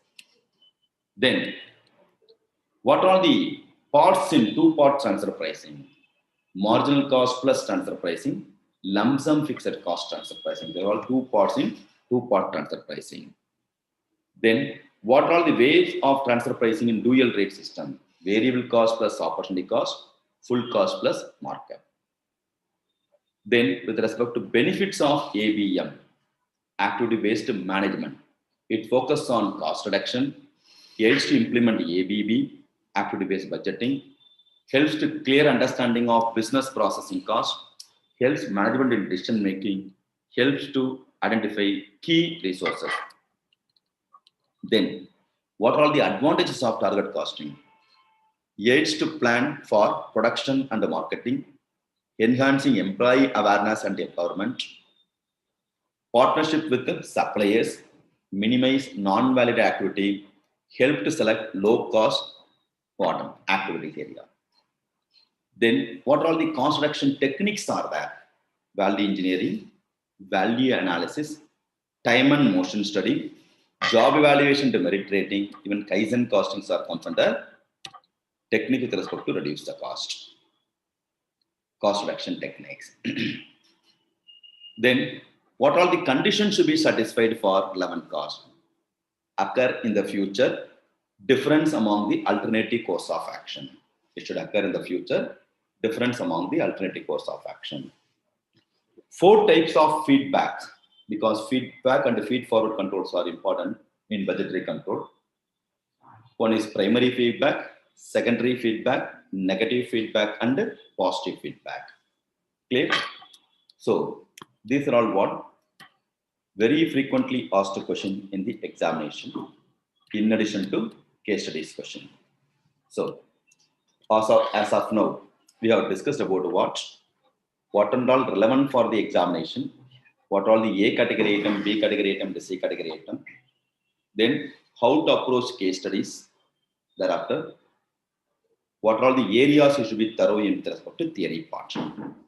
Hope up to this stage you enjoyed. Am I right? Now, if you have any other doubt as of now, you can ask.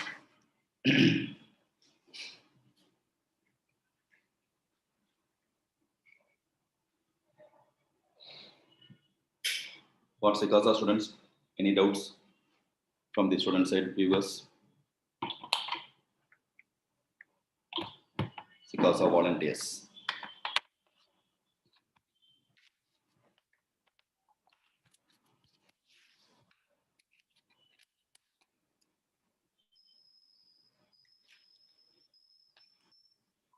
Okay.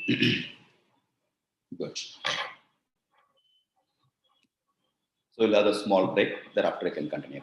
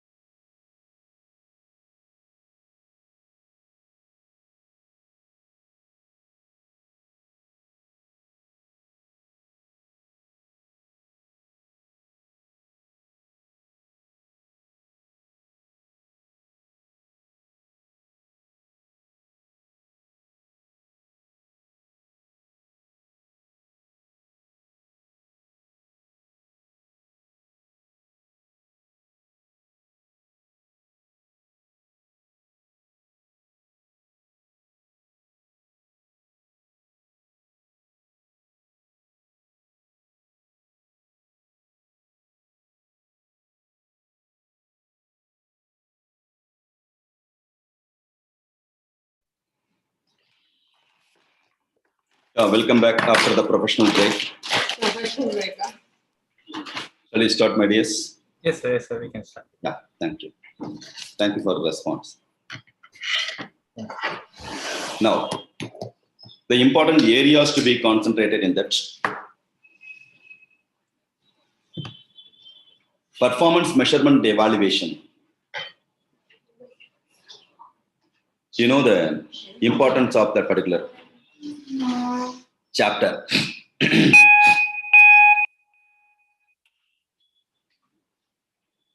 With respect to the important topic, that performance measurements and evaluation, the first segment is called responsibility account. It's an activity center of a business organization entrusted with a special task is called responsibility center. It consists of cost center, profit center, investment center, and revenue center.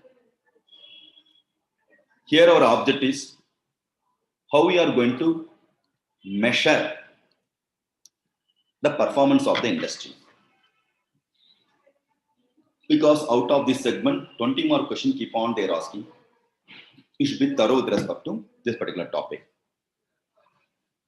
For the measuring the performance, they are classifying into two parts. Performance measurements, they are classifying into two parts. One is pure financial aspects. Another one is other aspects, other measures.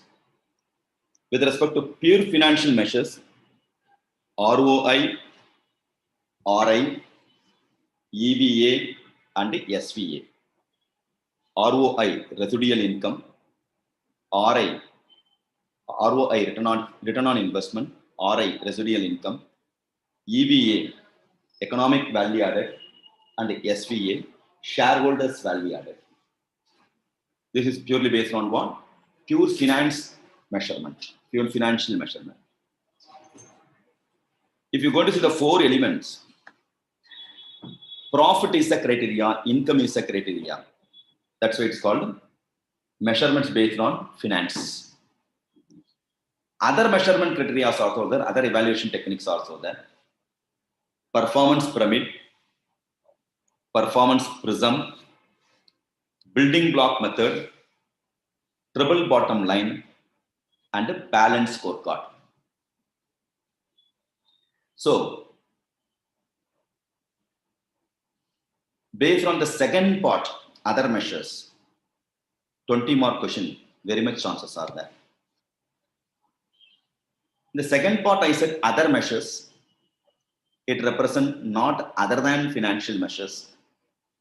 In the first part, four important elements, ROI, RI, EVA, SVA and all, purely financial measures. Finance is a major element for the purpose of measuring the measurement criteria. Whereas here, finance is not the major item. Profit alone is not the major element. Other aspects you are going to give the social cost benefit. How it is useful to the society. Environment is the factor. How we have to treat the employees. All those things we are going to give focus. Like in financial management, profit maximization, wealth maximization. Even for the wealth, we need a profit. But the major object is not to mere end profit alone.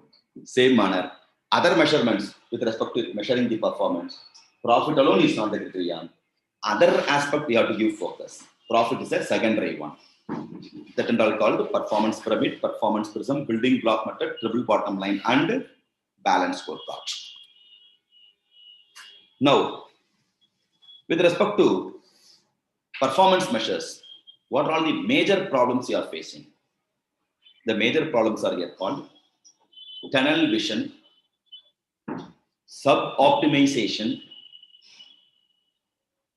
myopia, ossification, and one, irrelevance, gamming, misrepresentation, misinterpretation. These are all one facing problem with respect to that measuring the performance. You know the concept of ROI, return on investment, RI, residual income. Economic value added and all computation itself you did in the what? FR paper.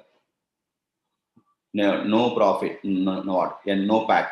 Net operating profit after tax minus cost of capital, that is capital employed into weighted average cost of capital, is equal to EVA.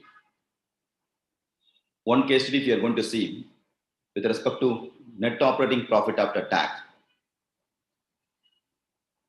profit before taking out the cost of interest.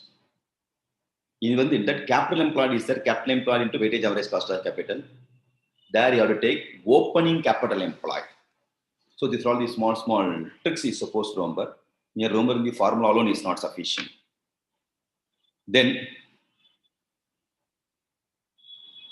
with respect to EVA, you have to compute EVA after considering the weighted average cost of capital and capital employed. Next, shareholders value added, similar to plugging back of profits. How you are going to maximize the wealth of the shareholders. Residual income also you know. So these are all computations based on profit. Profit is the major element for the purpose of, or vitamin M is a major element for the purpose of measurement. Non-financial aspects are performance pyramid. That's the first one. With respect to performance pyramid, you have to remember, like pyramid, they are having vision. Our vision and mission should be in the first side. Clear? There, if you are going to see case study based questions in the previous RTP or MTP, they are classifying into levels also, various levels, that too with respect to performance pyramid they are telling. So you should be careful with respect to give the solution. That level they are mentioning for performance pyramid, the level 1 is called corporate vision. Thereafter, next level, we are having the two things. One is market and one is financial aspect. Then third level, 3 elements are there: customer satisfaction, flexibility, and what? Productivity. In fourth level, 4 segments are there: quality, delivery, cycle time, waste. So they are classifying into various levels. Based on that, they created the case study. So if you don't know the various levels, then you know the pyramid. That pyramid we are slicing into different parts. So if you don't know the various levels, if you are not able to remember the diagram, pyramid diagram, then you may not be able to develop the points in examination. 20 mark is the weightage for the performance pyramid. Next, performance prism. You know performance prism. Prism means 5 faces are there. So they want to convey 5 points. One is stakeholder satisfaction. Second one is strategy. Third one is called process. Next, capability. And perform contribution. So all the 5 phases you have to explain. Accordingly, mark will be allotted to you. When we have to satisfy the customer, only customer got satisfied, we can be in the position to get the benefit out of it. We can charge a premium price if they are going to satisfy the customer. If I am going to satisfy the customer, more customer may come. For that, what is the strategy for the sale? How to proceed? What all the processes are there? What are the capabilities? For that, what capability how to increase? And perform contribution. All those things we have to explain properly with respect to one. Stakeholders satisfaction, process, strategy, stakeholders contribution, how they will contribute for us, and the capability, all those things you have to write in the exam. In details you have to write. Next one is called building block model. With respect to building block model, 3 categories are there. What are they? To build to create the goodwill, to launch the product in the better manner. We want to sustain in the market in the better manner. We are having three important elements. One is called standard. We have to fix the standard. Second one is called reward. And third one is called dimensions. If I'm going to fix the standard, workers are achieved the standard, we can have to appreciate the workers. Further, you have to give the demand. Then dimensions. What are the other factors you have to consider? That is called building block model. Three categories of building block models are standard, rewards, and dimension. Even in standard, three segments are there: equity, achievable, ownership. To fix the standard, three elements you have to consider. Equality. Whenever I'm going to fix the standard, all are par in that aspect, in that angle, I have to fix. It should be achievable one. Unrealistic standard is not supposed to fix. And whenever I'm going to fix the standard, ownership also I have to give. Then only workers can be in the position to execute the work. So the three elements they're supposed to with respect to fixing the standard for the organization. The next one is called reward. With respect to reward, three elements are there. The reward should be motivating one. It should be one. It gives a motivational factor to the workers. I am giving reward. Based on the reward, they have to get the satisfaction first. So that reward should be proper manner I have to give. So ultimately, it gives the motivation to the worker. Whenever I'm going to announce, I am going to give the reward. It should be clear. What I am going to give, that should be clear. Even worker, if I am going to execute the work, if I am going to perform, then I have to be in the position to analyze how much I can get. If I achieve something, what I can going to get. Clear? That is called one. Reward. Clarity with respect to getting the reward.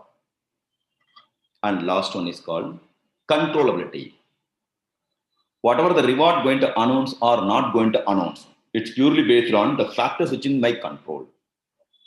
So whether reward or penalizing out of the result based on the result, it's purely based on what? Within my control factors should be there. Then with respect to dimension, two things are there. One is the result, another one is determination. With respect to result, we can be in the position to verify the result by way of competitiveness and financial performance. With respect to competitiveness, how they stand in comparison to the competitor. What is the uniqueness of the business when compared to my competitor? How I am sustained in spite of the competition? How I am different from other competitor? That analysis you have to do. It's purely based on sales growth, measuring the customer base, relative market shares, what is the position in the market, company's position in the market. All those things are measurement criteria with respect to competitiveness. Then next one is financial performance. The financial performance based on what? Measurement based on profitability, liquidity, capital structure, market ratio. These are all one criteria with respect to measuring the same. Then other determinants are there. What are all the other determinants? Quality of service is other determinants. The first one is quality of service. Ultimately, we have to satisfy the customer. We have to provide quality. We have to provide the quality service. With respect to this, what all the qualities are there? How to measure the quality? Same 9 dimensions in TQM. Again repeated here. Reliability, what? Features, conformance, conformance, aesthetics, reliability, response, reputation, service. These are all what? Various dimensions. The same dimensions only, 9 dimensions only. They are repeated with respect to quality service. Then flexibility. We are talking about flexibility. It can be measured. The flexibility with respect to what? 3 different flexibility. Volume flexibility should be there. Delivery speed flexibility should be there.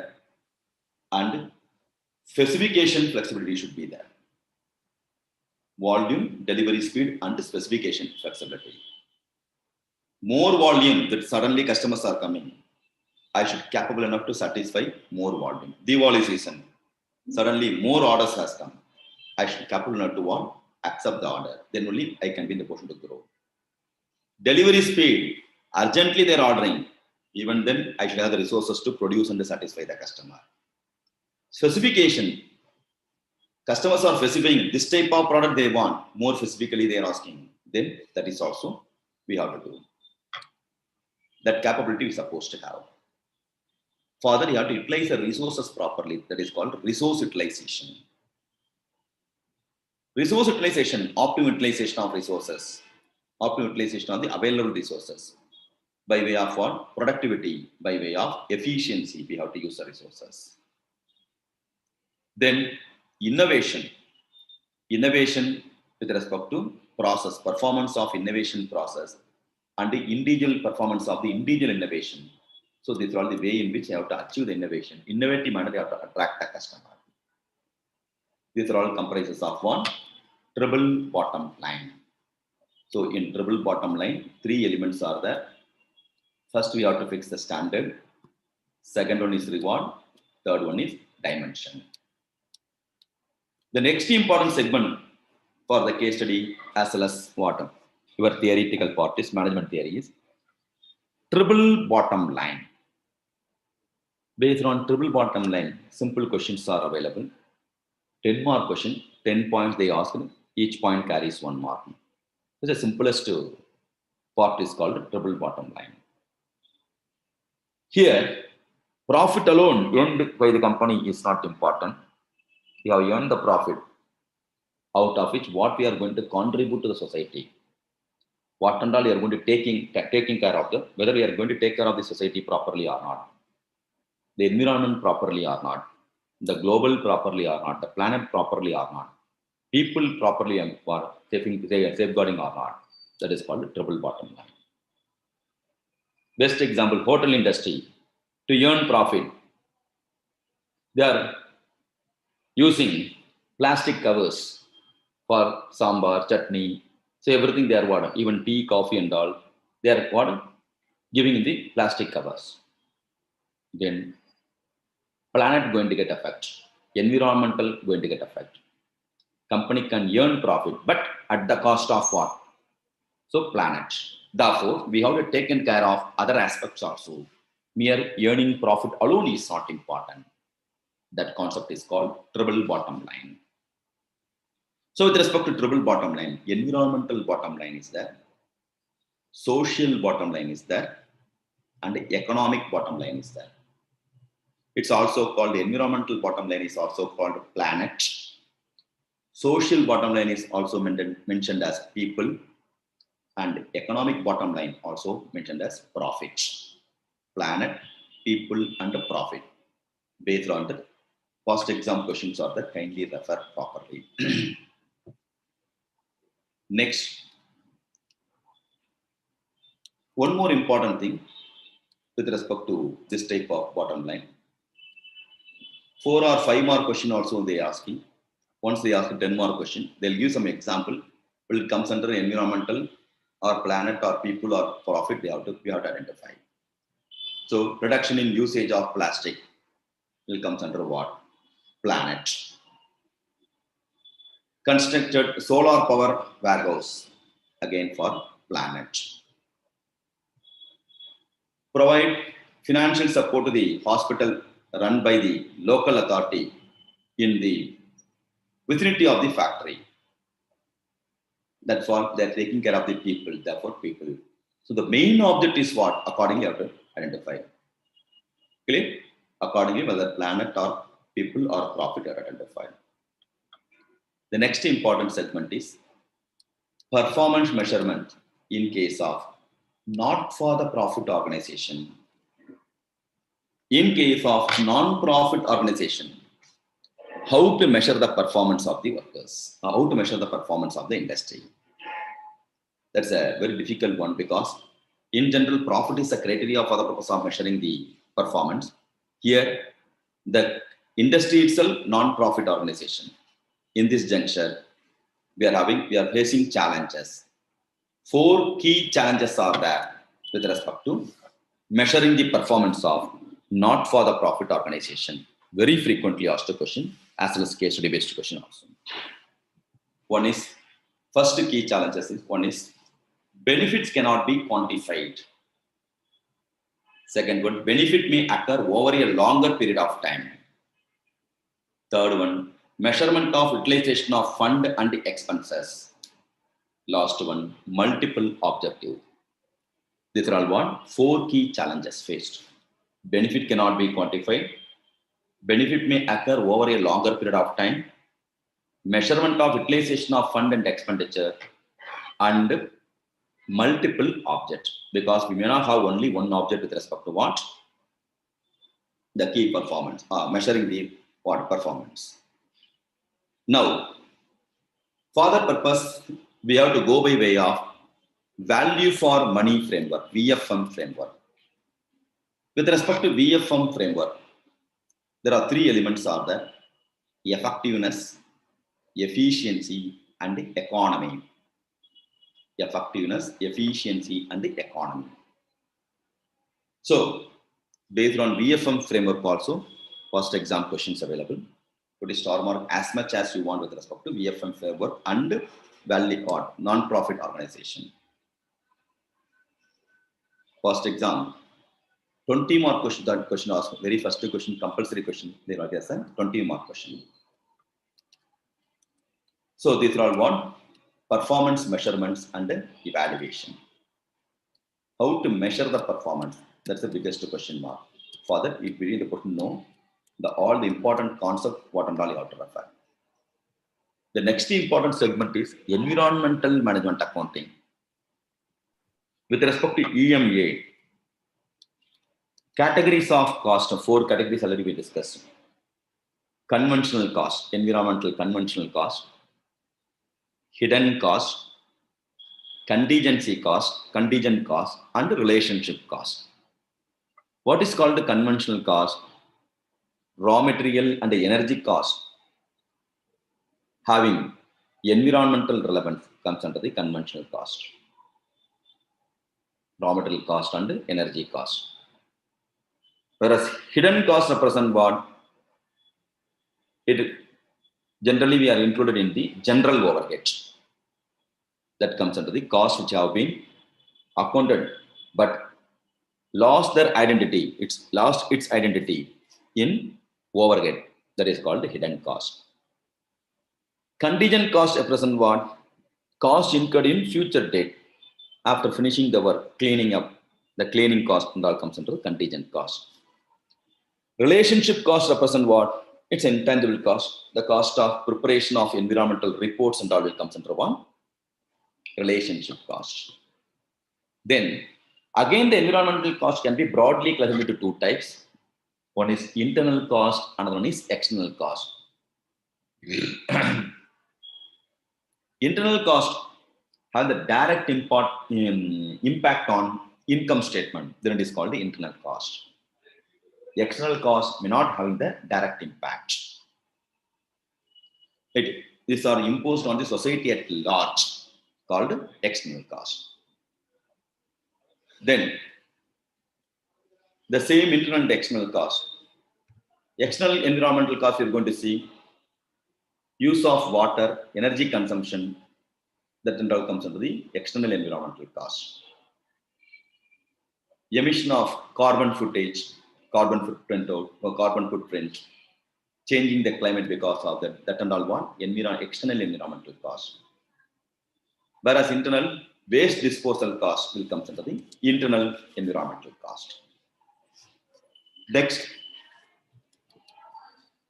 4 categories again, they are classifying the environmental cost. Based on this four category, 20 mark question comes in the previous exam. One is environmental prevention cost, environmental appraisal cost, environmental internal failure cost, environmental external failure cost. It's similar to what TQM, total quality management. With respect to total quality management, types of quality cost, prevention, appraisal, internal failure, external failure, same types only. Here also they are mentioned. There the examples and all important with respect to the prevention, appraisal, internal failure, external failure with respect to environmental cost. So based on the examples, 20 mark question has come. So please be careful with respect to all types of cost with the environmental cost. Then techniques to identify and allocation of environmental cost we have discussed in the past exam theory question itself. Input, output analysis, flow cost analysis, life cycle costing, and ABC. ABC based environmental cost apportionment. Past exam questions are there, case study questions are there for 20 mark question. And you have to remember advantage and disadvantage with respect to environmental cost. If I'm not going to do, what are the penalty I have to bear? What type of cost I have to incur? That is also you have to refer. This is all with respect to environmental cost. Now, creating environmental policies comes under the prevention cost. Penalty will comes under the environmental failure cost, external failure cost. Investment in productive equipment will comes under the prevention, environmental prevention cost. Regulatory compliance will comes under the environmental appraisal cost. Employees training may comes under the environmental prevention cost. Recycling of product is also environmental prevention cost. Monitoring will comes under the appraisal cost. Testing also will comes under appraisal cost. Cleaning up contaminated soil comes under the one external failure cost. Inspection and reporting will comes under the appraisal cost. Cost of committee, prevention, environmental prevention cost. Improved system and checks in order to prevent the fines and the penalties comes under the appraisal cost. Then performing test with respect to what the cost comes under, cost of testing, okay? Contamination test and all comes under the appraisal cost. Audit of environmental activities comes under the appraisal cost. So various types of cost, I am repeating once again, the types of environmental cost is the most important for the examination. Kindly refer properly. Even recycling of scrap comes under the environmental failure cost. Cost of obtaining certificate comes under the prevention cost. Disposing toxic material comes under the internal failure cost. Site and feasibility studies comes under the environmental prevention cost. Back-end cost comes under the internal failure cost. Then restoring of land to its natural state comes under the external failure cost. So these are all the examples with respect to environmental cost. Then we have to refer the next topic is called supply chain management. With respect to supply chain, right from the procurement of raw material till it is going to reach the customer, what all the activities are involved, everything comes under the supply chain. It comprises of vendors, producers, warehouses, distribution center, retailers. Vendors that supplies the raw material. After getting the raw material, producer going to convert the raw material into fully finished product. After finished the product, in warehouse you are going to store. From warehouse, distribution center you are going to deliver. The distribution centers are going to deliver to whom? Retailers. From retailer you are going to reach ultimate customer. Therefore, the end-to-end the process is called one supply chain management. So supply chain management represents all activities associated with the flow and transformation of goods from raw material to end user is called supply chain. Here we are having the activities of product planning, purchasing raw material, material management, distribution, and customer service. These are all the things you have to plan. Then already I discussed pull model, push models available. Also, upstream and downstream models also available with respect to one supply chain. So types of supply chain, first one is pull model and push model. Second one is upstream and downstream model. Then, what is pull model and push model? Already we have discussed. Right? The next one is relationship marketing, also important. 6 types of relationship market. Customer relationship market is important. In that customer relationship, CAP, customer profitability account, and customer lifetime value is important. And how the technology going to use for the purpose of managing the supply chain. That type of question also important. Service level arrangement and gain sharing agreement.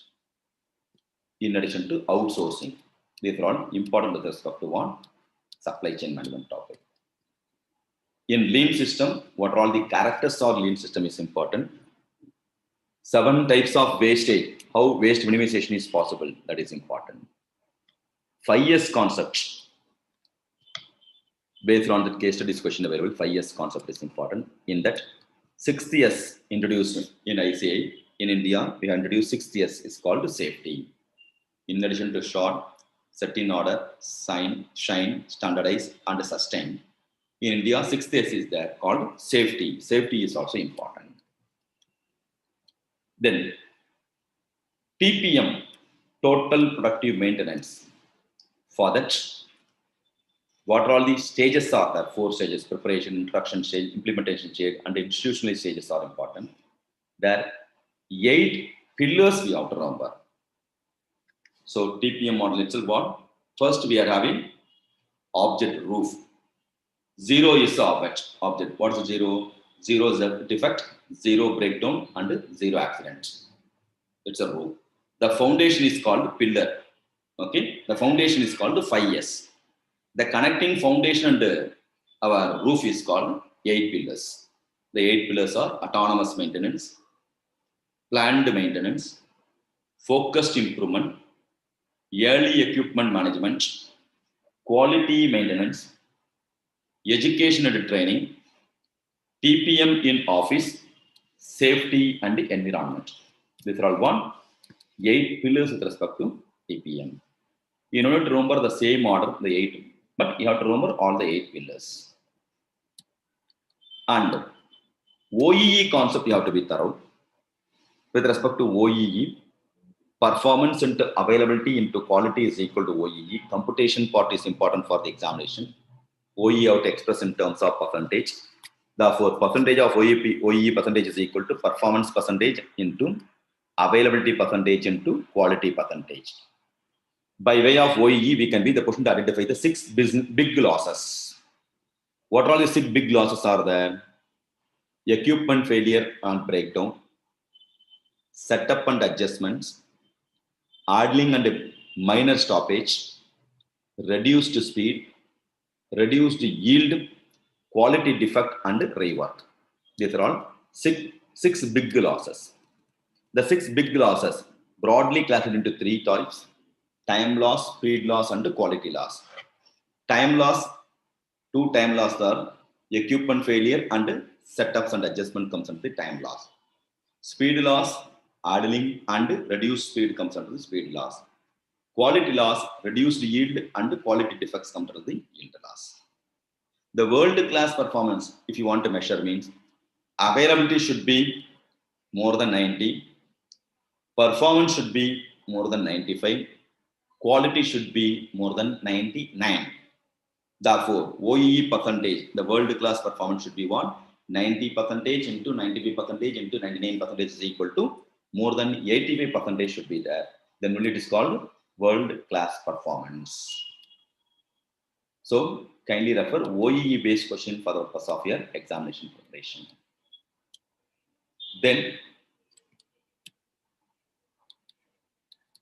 6 Sigma you have to refer. Other aspects to be newly introduced concept by way of RTP MTPs. That is also important. What are the newly introduced concepts? Just a minute, I'll take this.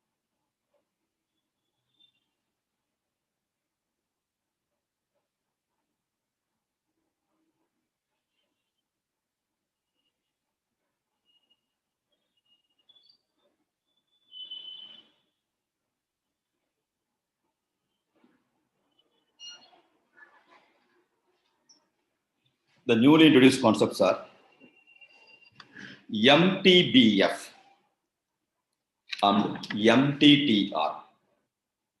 Okay, my dears.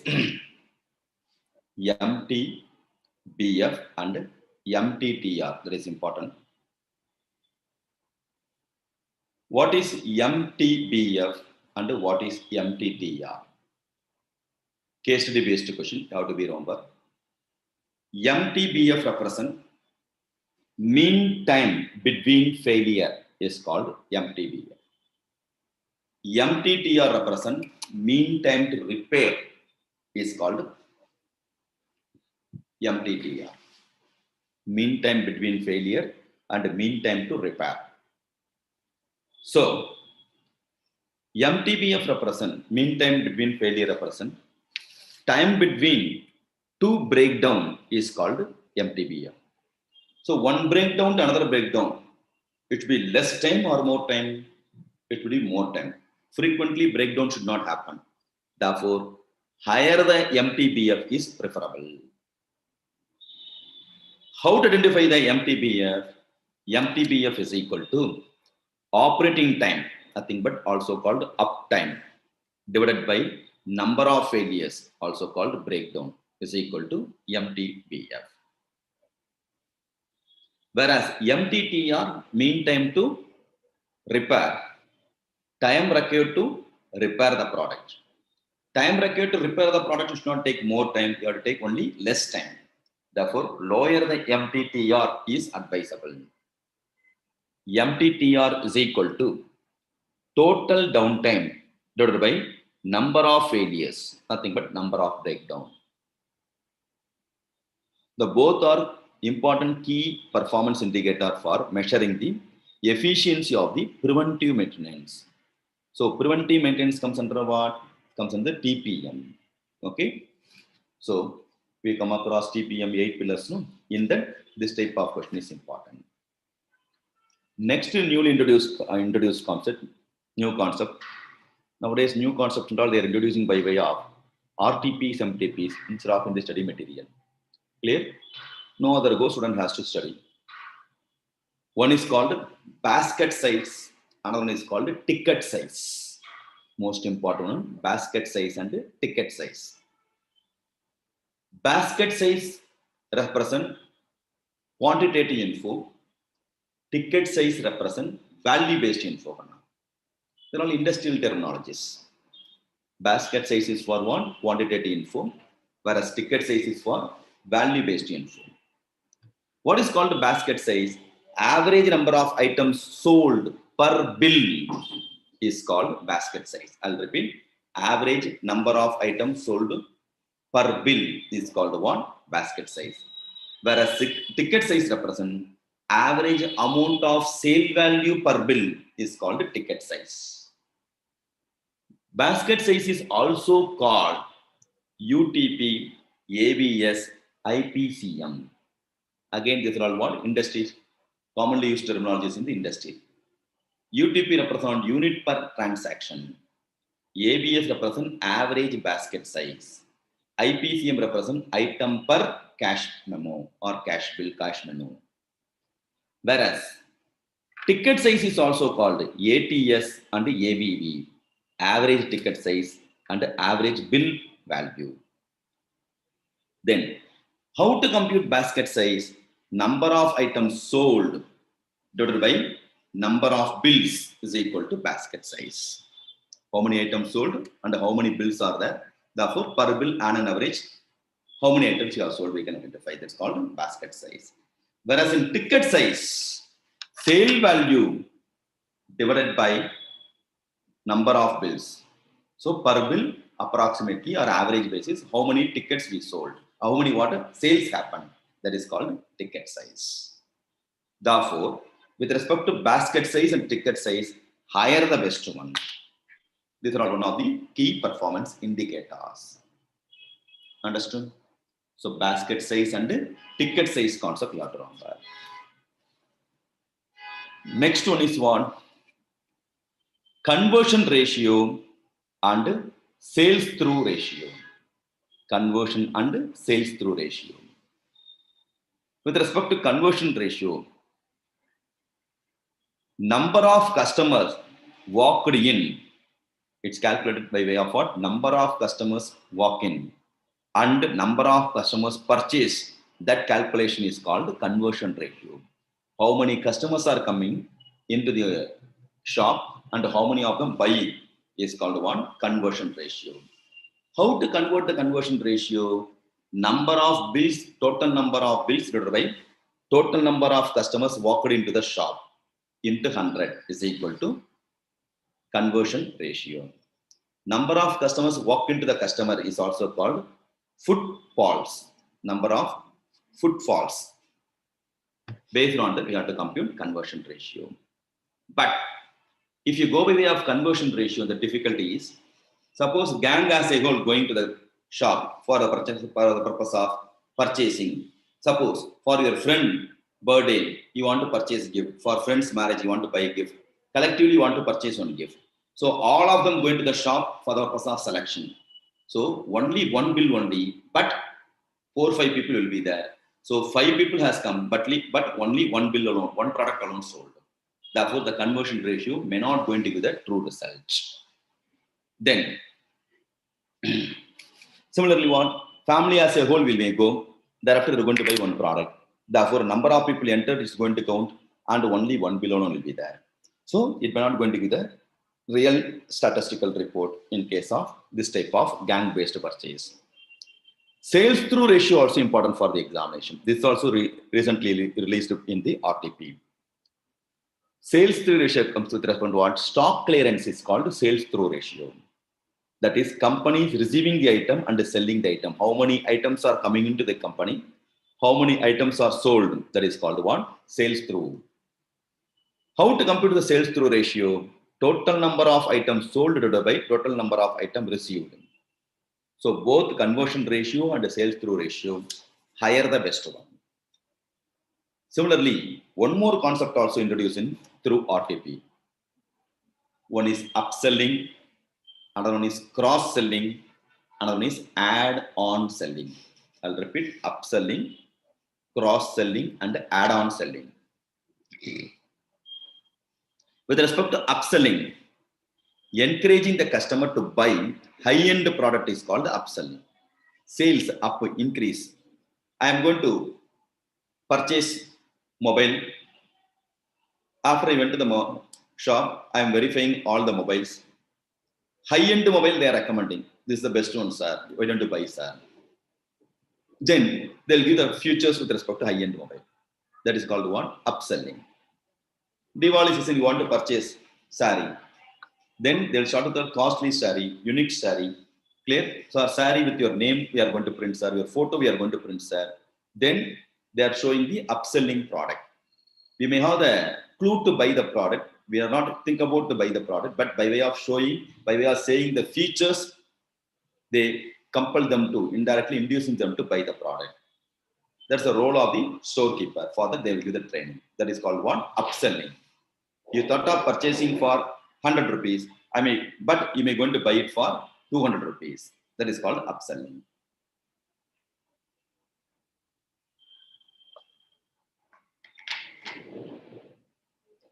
Second one is called cross-selling. Okay, you purchased the product, high-end mobile you purchased, costly mobile you purchased. Then encouraging the customer to buy an additional product of the another segment. In the sense, what you purchase the mobile, no sir. Charger also you can buy, sir. Or AirPod you can buy, sir. In the sense, what they are giving some choice. These are all the things may be useful for the purpose of the product you have purchased. Then it is called one cross-selling. Then, similarly, we are going to purchase a laptop, MacBook. They will recommend airbag also you can purchase, sir. Okay, pouch, air pouch you can purchase, sir, so that it will be safety. So that is called one cross-selling. Another one is called add-on selling. What is called add-on selling? Additional items sold to the buyer of the main product. Anyway, you purchase mobile, why don't you purchase selfie stick, sir?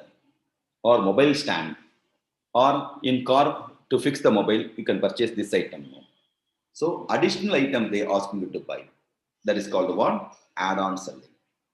So the important concepts introduced are upselling, cross-selling, add-on selling. Based on that, they may going to ask the case studies. Thereafter, you have to find out what will comes in the upselling, what and all will comes into the cross-selling, what and all comes into the add-on selling. Accordingly, you have to draft.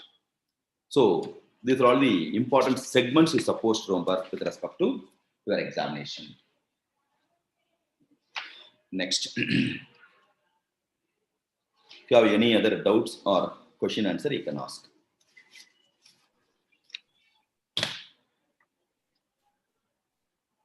So you have no doubt from the any other student. Actually, I have not taken the SMP classes and also, so I also don't have any doubt till now. Yeah, my exams are only next year, so I will take the classes after some time only. Yes, you have shared various important questions and topics, sir, that will be really helpful for the students. And I also learned some new concepts by listening to your lecture today.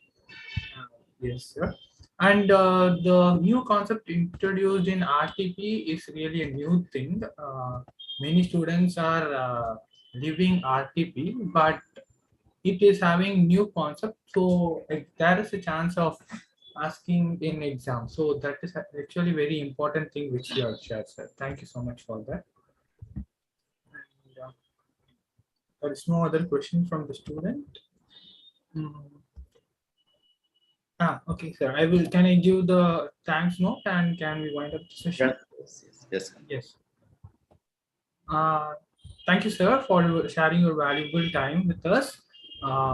This YouTube, this will be shared in YouTube also. In the same link, we will be uploading this recorded session. Student can refer this class whenever at their comfortable time during their before the day of exam. Also, students can use these videos. It will be very helpful for the students to revise this concepts, everything. And thanks SIRC for organizing these classes. for the benefit of the students. And for the students, I have one more announcement. SIRC is looking for new committee members. Committee members are of 12. Committee members will be of 12 students, headed by one chairman who is a CA, Satishan sir, and 12 students can be a member of the committee. The nominations can be sent to SIRC@ICAI.in. The students can send, and they can get the reply from the email. Thanks everyone. So see.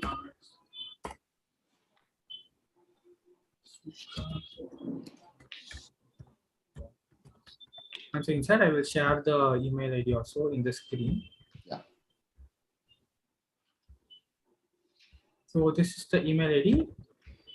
SICASA, SICASA @ICAI.in. SICASA@ICAI.in. Sorry, I told SIRC, but actual email ID is SICASA@ICAI.in. So students can send their nomination to this email ID, and we will get back to you, students. Thank you so much, sir, for the wonderful session. Can we wind up, sir? Yes, Kanna. Yes. Thank you for the opportunity, Kanna. Okay. Thank you, sir. Thank you so much.